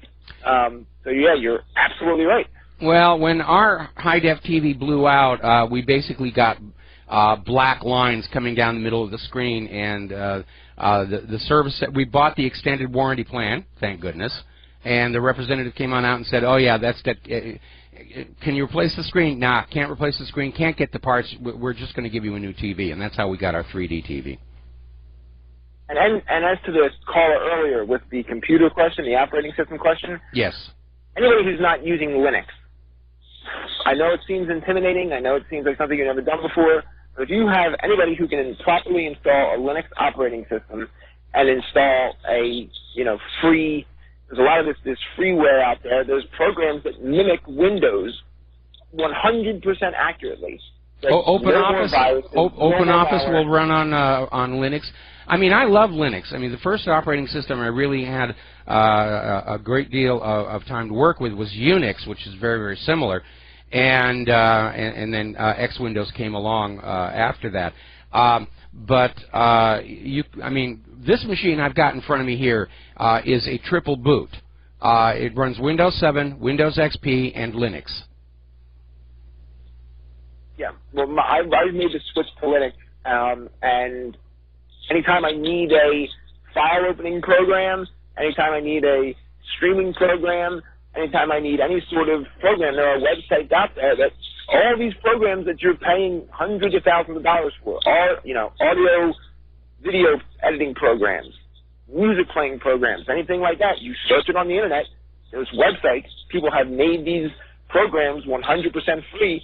They're out there. Yeah, they're crowdsourced. They're crowd developed, where you'll have a group of people working together on the project, and they do produce some very good product as well. And Microsoft has now tried to revive what's called the look and feel lawsuit. to shut some of these operations down. And Microsoft's thinking, they're not saying that people stole the software or pirated the software. They're saying it just looks too much like our product and people could be confused about it. No, not really, because Microsoft's products runs on Windows and the Linux products run on Linux. And on that simple excuse, most of these companies have evaded the legislation, but rather the lawsuits. But Microsoft loves to file lawsuits even if they know they're not going to win. The goal is to bankrupt some of these organizations, which, because they're not really for-profit corporations, they don't have the resources to mount a legal defense. But there's the GNU Project, Free Software Foundation, and if you're into Linux, you got to get into GNU. All kinds of powerful software development tools. When I need to write custom software, I do it on Linux because the software development environment for Windows is clearly designed for large corporate software development departments where there's a lot of people working and they have to coordinate. And it's made it very, very difficult for a single person to write decent software.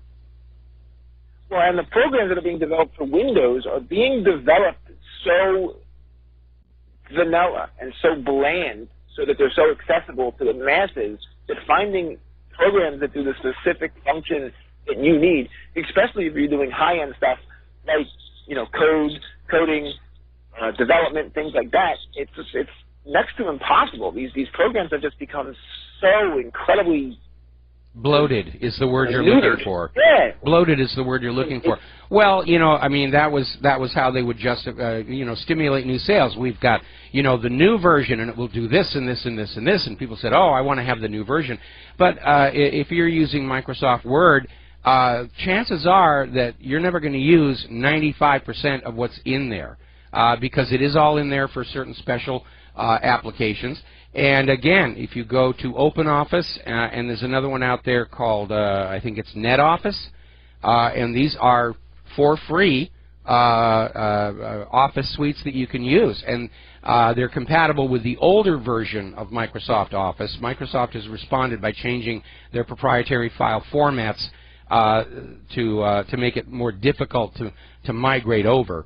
But yeah, I mean, for the basic needs of an office, OpenOffice works great. I've got OpenOffice on here.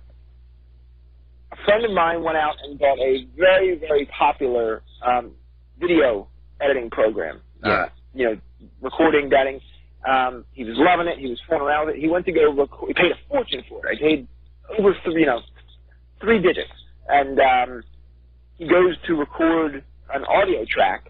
He records the audio track, he opens it up, goes to edit it. A pop-up says, to edit your software, go out and buy this company's audio software editing program. Yeah, the codec. Yeah, the codecs. That was a nightmare.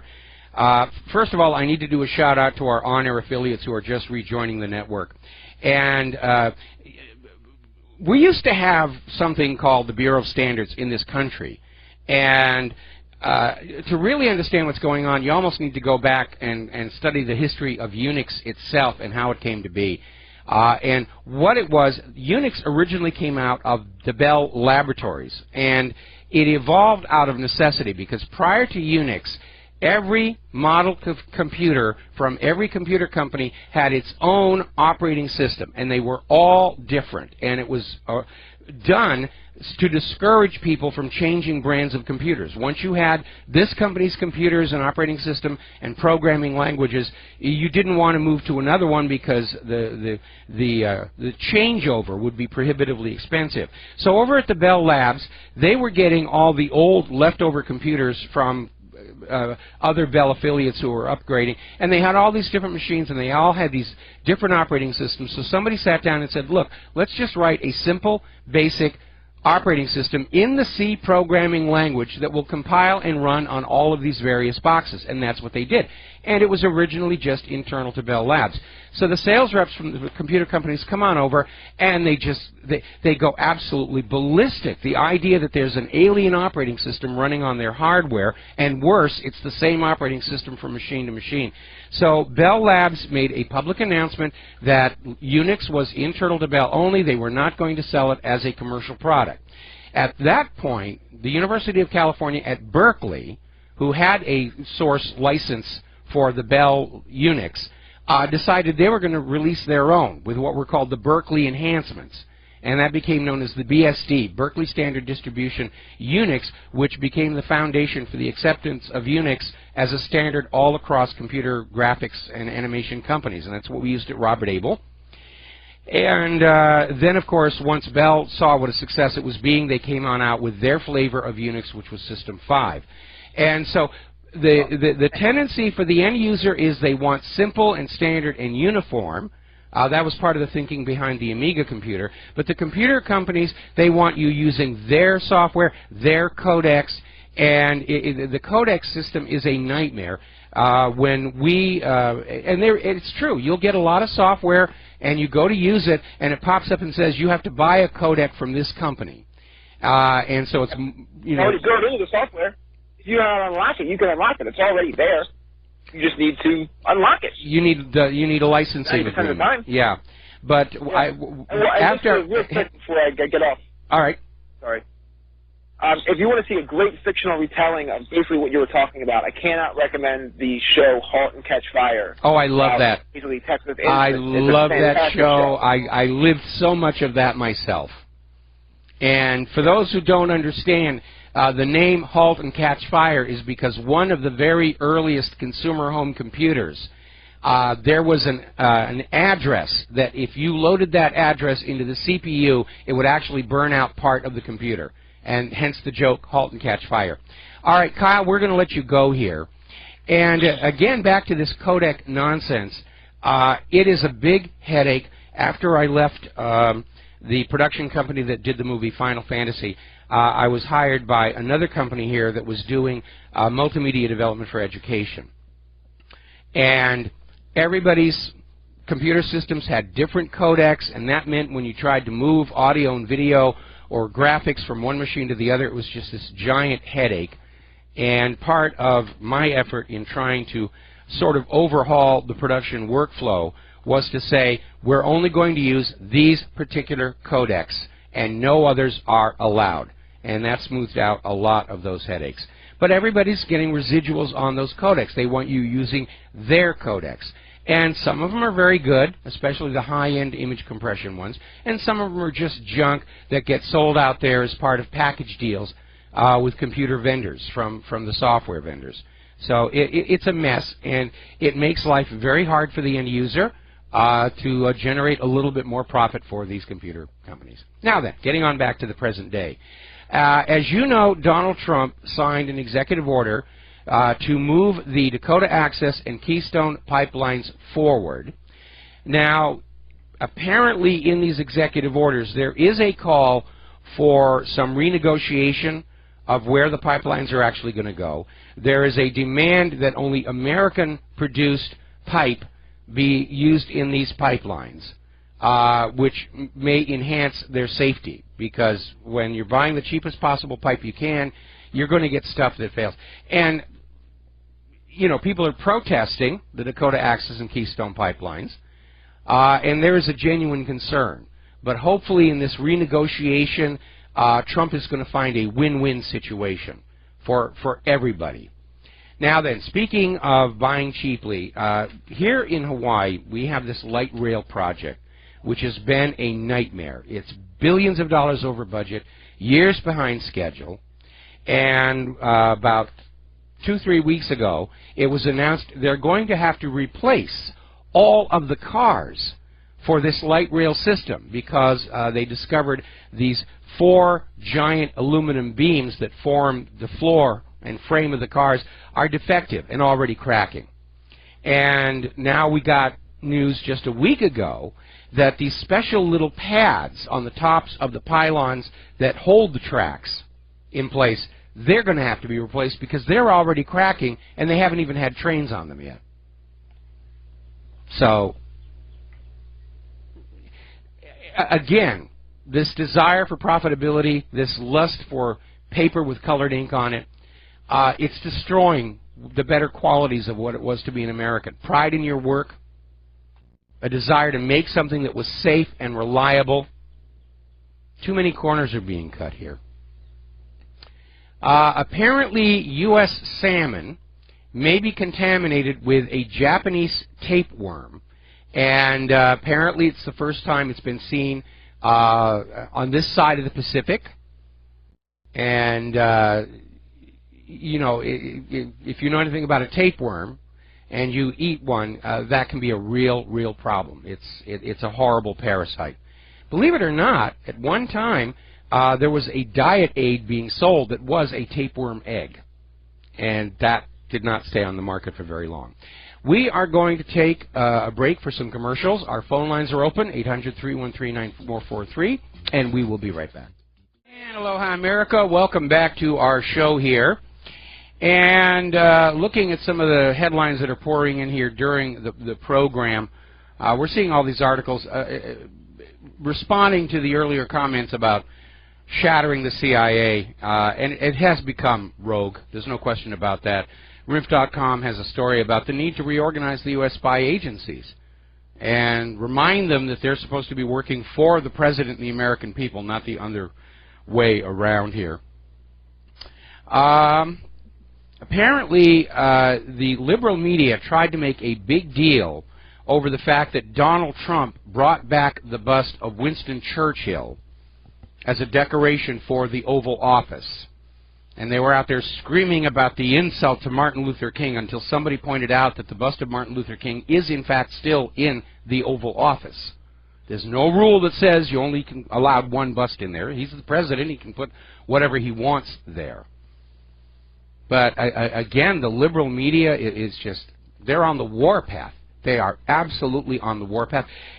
And yet, every time they come up with another attack, it backfires on them. Now, apparently, over at the Veterans Administration, people are already being fired for the mishandling of the treatment of our wounded veterans, as they should be. There was a big stink a while ago. We did a flashback article on this one about how the VA was just taking all this mail they were getting from veterans and just shredding it, not even reading it. That's pretty tacky, if you will. They were altering records to make it look like veterans were getting timely medical care that they never actually received. The attitude seemed to have been, if you're not able to fight anymore, you're no use to us, so just go off and die somewhere. Now, McDonald's,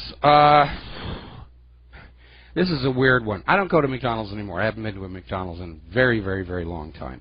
Apparently, they're rolling out Big Mac vending machines. Now, I have no idea how these work, if they are, in fact, robot assembly lines inside that take the ingredients and make the burger right then and there, or somebody just loads them up with Big Macs the way they would potato chips, in which case I have no idea how long that Big Mac has been there. But I think that's a little bit out there. McDonald's is actually in trouble. And the reason they are is for a couple of different reasons. First and foremost, Americans are becoming very conscious about the quality of the food they're eating, whether it's filled with additives, fillers, chemicals like monosodium glutamate, artificial sweeteners like aspartame. The other factor is that McDonald's, like Radio Shack, made a disastrous decision to abandon their original customer base. Now, when I was a kid, and you probably remember the same thing, McDonald's reputation was, this is the place that you go to get a meal if you don't have a lot of money in your pocket. And then all of a sudden, a few years ago, McDonald's wanted to go upscale, and they started doing designer interiors on their stores and the McCafe, and they got really pretentious, and the prices went up at the same time. And the people who really tend to take their trade to upscale eateries weren't being fooled. It was still a McDonald's. And McDonald's original customer base, people looking for an affordable meal, couldn't afford to go there anymore. So now they're going to come out with a Big Mac vending machine. Now, over in the Congress, this idea of abortion is a very contentious one. And it's hard to, you simply can't say all yes or all no. I understand and recognize there are situations in which an abortion is needed to save the life of the mother, or if because of incest or something else, the child is already showing on the ultrasound that they're not going to be born well. Maybe, maybe not. Where I have a real problem with it, I'll tell you when we come back.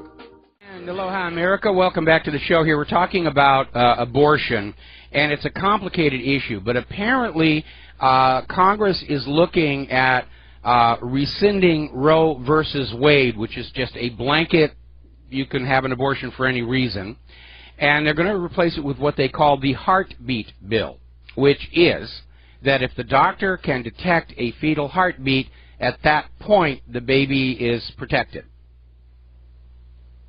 Now, if corporations can be legal persons, so can unborn human beings. One of the things I really disliked about the liberal agenda was when, like, Hillary Clinton came on out and said that you could kill an unborn baby right up to the moment of birth, and there was nothing wrong with that, you shouldn't feel guilty, but if you damage an eagle's egg, you are going to go to prison. Now, part of the problem I have with the way abortion was politicized, and this goes back to the 1990s and the militant feminism, was this idea that a woman had the choice whether to have a child or not, and whatever her choice was, some man was going to be made to pay for it somewhere. And that included in the context of a marriage, where, I mean, when I was a kid, I grew up wanting to be a dad. That was one of my high ambitions, and it didn't work out.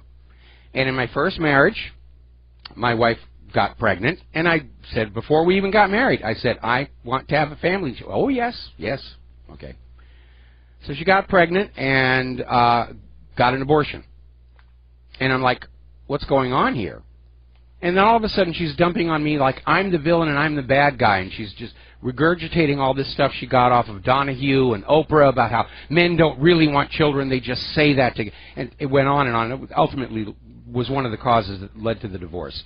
But I think this heartbeat bill does strike a balance there. The one issue I have about abortion is women who will not have birth control because they don't want to think of themselves as that kind of woman. Then, of course, they have a moment of weakness, nature takes its course, and they become pregnant, and they want to use abortion like, you know, a retroactive birth control. And that I really do have a little bit of a problem with. All right, we're going to take a phone call here. Tim Spencer, who's host of the Rural Survival Show here on RBN. Aloha, welcome to the show. What's on your mind? Aloha, Michael. Yes. I'm really and truly enjoying your show today, buddy, and I wanted to call you to tell you that. And on the subject we're talking about, I am in 1,000% agreement with you. Abortion should not be used as birth control. It is wrong, it is immoral, and that's my opinion on it. Well, I absolutely agree with you, and one of the issues is all these feminists will come on out and say to anti-abortionists, you know, you don't know when life begins. And, of course, at the same time, they're acting like they do. You know, that we know that life doesn't really begin until this point. You have no way of knowing. For one thing, it's not an off-on switch. It's a continuum. No. And I agree. I did a video when this whole Planned Parenthood thing was coming on down. I did a video, and it was just very simple. It was set to some of the music my lovely wife had written, and it was a simple question. And it simply showed a whole bunch of famous people, ending with the question, you know, the observation, they all began as a fetus. And so what part of the future was murdered today, and that was over a scan of Planned Parenthood? You wouldn't believe all the hate email I got on that one. Oh, yes, I would. Absolutely, I would. You know, fetus, all that is the Latin word for baby. Yeah. That is truly all it is. Yeah, it's, like I said, it's a gray area. I understand and accept that there are circumstances where it is definitely needed. And justified. I agree. But just, again, women who don't want to have birth control because they don't want to see themselves as that kind of woman, and then they get caught, and abortion is just a retroactive birth control. I do have a real problem with that one. Oh, I do too. I've got 8 grandchildren, Michael. Oh, I'm so jealous. And I couldn't imagine any of them not being here. To me, the whole idea is horrible. Of course, I love kids, and I fully admit I do. My little 3-year-old granddaughter that lives with us, and her parents live with us too. It's not one of those deals where Mama took off and left the baby. I mean, the whole family lives here on the farm. Yes. And my little 3-year-old granddaughter, my world would not be complete without her.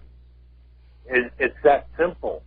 She's my spark. She's my reason for living. No, I understand that exactly. I understand that exactly. And by the way, here in Hawaii, multi-generational families living in the same house is actually quite common. It came in from some of these other cultures that populated Hawaii after most of the indigenous were killed off by measles. And so that's a very, very common thing. And, of course, Claire and I are way too old to have kids. We can't adopt because then you got to teach them how to look like you. But I got to tell you, Claire and I make the greatest auntie and uncle you've ever seen to other people's children. Oh, I believe that, Michael. I truly believe that, buddy. We're indigenous, too. My wife and I are both half-breeds. Okay. And but we live in the native ways. And my wife is actually an elder. Oh, okay. And yeah, she is. And but we live in the native ways, and that brings me back to another point. You were talking about Dakota Access Pipeline. Now, I don't know if this is true, but just scuttlebutt, in other words, rumors that I have heard, is saying that the tribal leaders, the presidents of corporations that are now tribes, or tribes that are now corporations, however you want to say it, yes, have signed off on this stuff.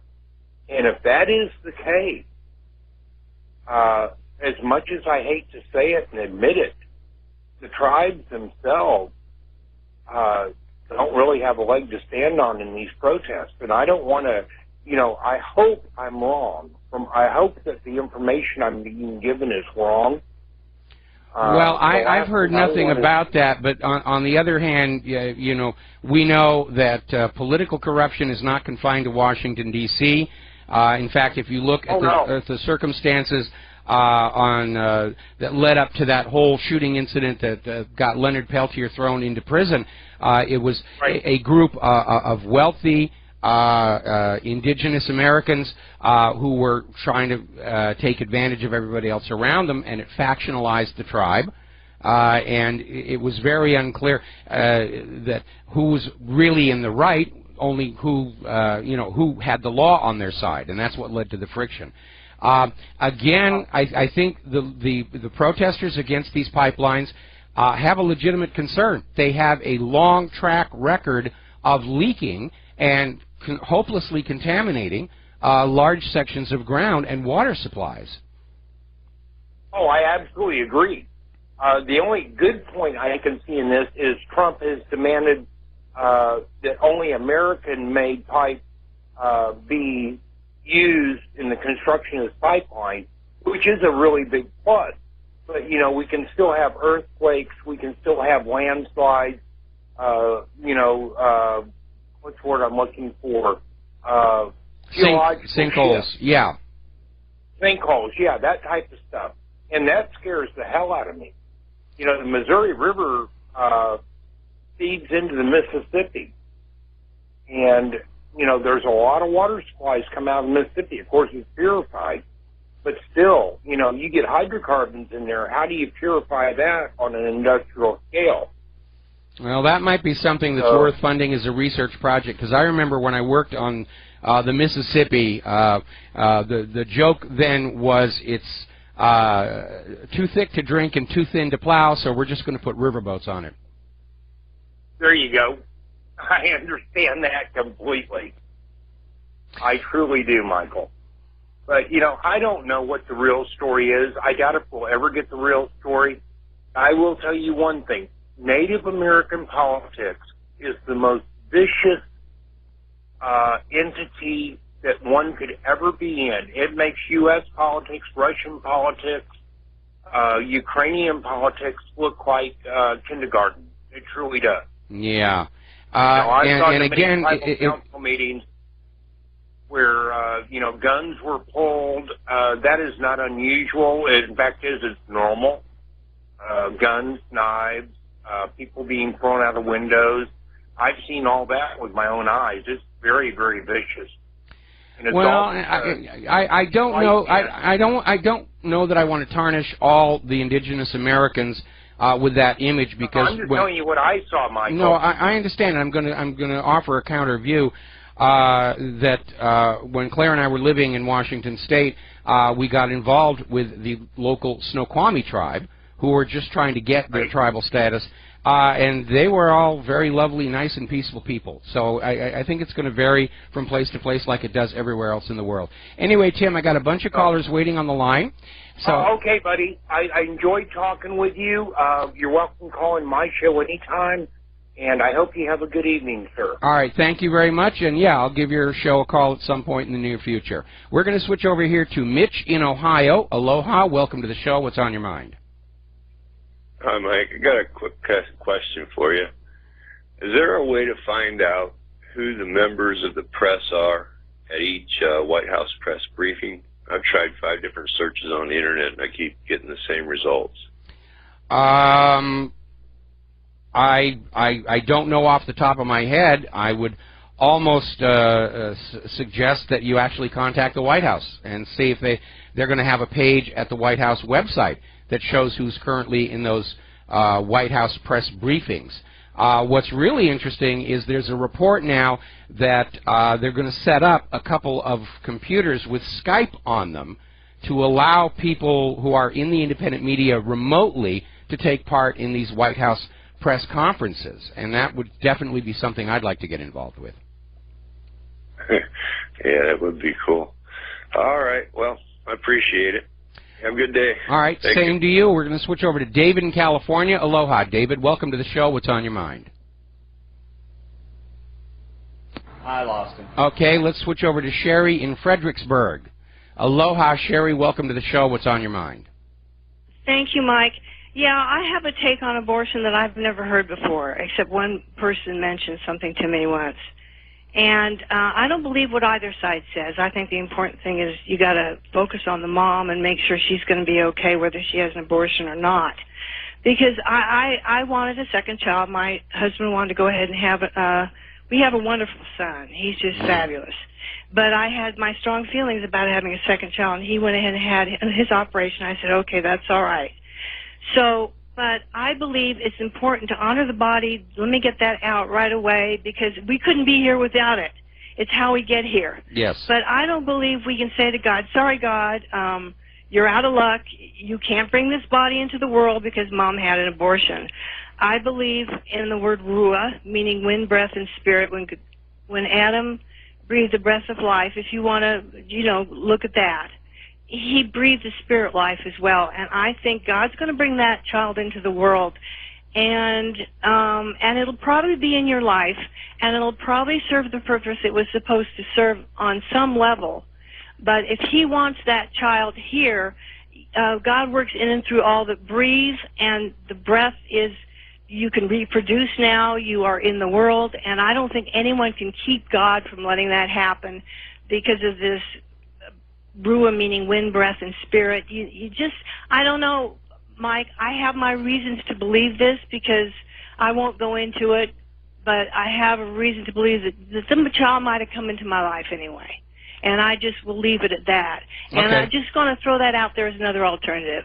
All right, well, thank you for your opinion here, and we're going to let you go. Okay. Switch over to Glenn in Philadelphia. Aloha. Welcome to the show. What's on your mind? Hello, Mike. Hi. On Monday, this guy went up to the Marine Guard at the White House and said that he'd like to go in and meet with President Obama. And the guard said to him, "Sir, Mr. Obama is not the president anymore. He no longer resides here." So the guy said, "Okay." Now, yesterday, same guy goes back to the same Marine Guard and says that he'd like to go in and meet with President Obama. And the Marine Guard again says, sir, as I told you yesterday, Mr. Obama is no longer the president and he no longer resides here. Did you not understand? And the man said, oh, I understand. I just like hearing it. Yes. the Marine Guard snapped to attention, saluted, and said, see you tomorrow, sir. Yeah, I had heard variations on that one as well. And, you know, Obama's out there trying to do his legacy thing here. And when Hillary gets her talk show going for her run for 2020, I'm sure Obama will be a regular guest there. And, you know, just trying to resell that whole identity politics thing. By the way, somebody wrote in and reminded me that we don't need a felony conviction of Hillary Clinton to keep her from running from the White House again. Congress can still impeach her after the fact for her behavior as Secretary of State. And if she's impeached, then she can no longer hold public office. So, right. I wanted to say something about the MLK bust issue thing as well. Black Lives Matter, in its recent iconoclastic phase, where they want to tear down all kinds of statues of old dead white men and such, also ended up picking on, in several cases, these statues where there are various quotes of MLK, statues of MLK with quotes and stuff. And at the one, I think it was in Oregon University, they were picking on the quote from his I Have a Dream speech, where he says he hopes his 4 children can grow up in a country where they're judged by the content of their character rather than the color of their skin. And the gripe of the group, they were thinking about taking that quote off because it was like insufficiently inclusive. And I thought, this is silly. You know, it was a statement about race. I mean, he specifies color of skin, and that's okay. It does, you know, if you can make a powerful statement about one specific issue, you don't have to make, it doesn't have to be a statement about every issue that we're concerned about today. It was about that issue at that time. And they actually want to, like, remove this quote, you know? Well, you can't be all inclusive. There's simply too much out there. I mean, you could talk for, you know, for 10 hours trying to list all the people, and there's still going to be somebody that, you know, say, oh, you forgot to mention the Pitcairn Islanders. You know, they're going to be offended because you didn't include them. Exactly, precisely. So, I mean, the quote is so hugely powerful. I'm a 56-year-old white man, and I've always loved that quote. And I thought it was one of the most powerful quotes ever to came out of the civil rights movement. And these fools have to tinker with it because it doesn't fit their agenda. It doesn't address their agenda. Okay, Glenn, I'm going to have to let you go. Glenn, I'm going to have to let you go. Going to take a break for a commercial. Back with our final phone call after these few words. And aloha, America. Welcome back to the show here. I'm already getting lots and lots of email about the abortion issue. It certainly is a hot button here. We're going to take a phone call here from David in California. You can call back on in. And what is on your mind? Yeah, Mike, when you were talking a little about abortion, about, I don't know, 7 months ago or something, I came upon a website that had an article on the internet that had these different groups that were not conservative, but they were, one bumper sticker would say, if the choice is to kill, then yes, I am anti-choice.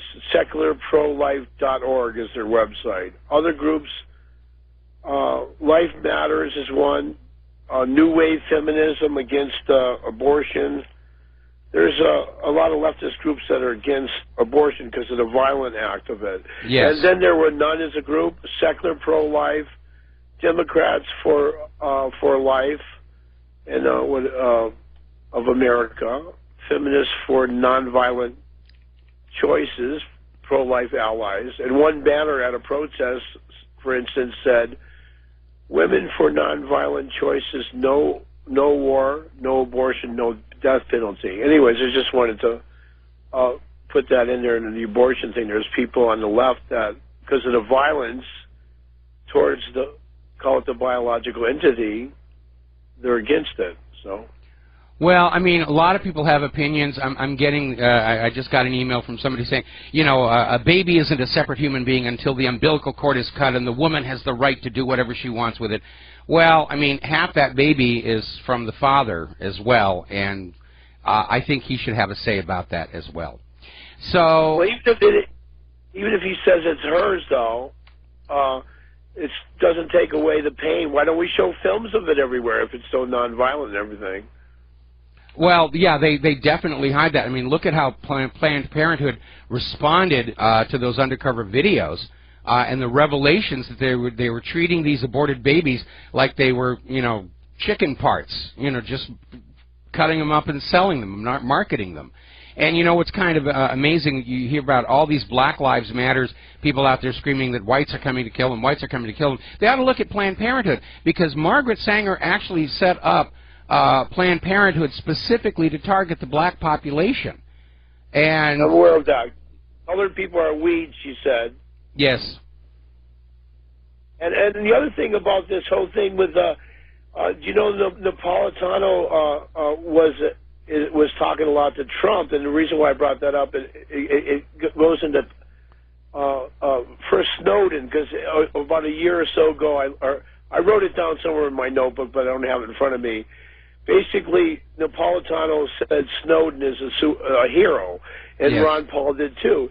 And now that he got the ear of Donald Trump, I think that we should give a vote. It's not just to the left, but Leonard Pelletier and all these other people that truly deserve, in my opinion, and other people's, to be out of jail. I agree. Okay, David. I hope he hears this or someone can forward it to him. And that's about all I got for today. Okay, well, that's good, because we just got the music starting, and it's time for us to close our show and make way for the next show that's coming on, which is John Stadmiller, of course. We will be back tomorrow, Thursday, here on the Republic Broadcasting Network. Until then, stay safe, stay informed, stay skeptical, make good choices, make a point of taking what you learn here and sharing it with other people gently. You're all part of Rivero's Rangers. You are all part of the independent media. Aloha, America.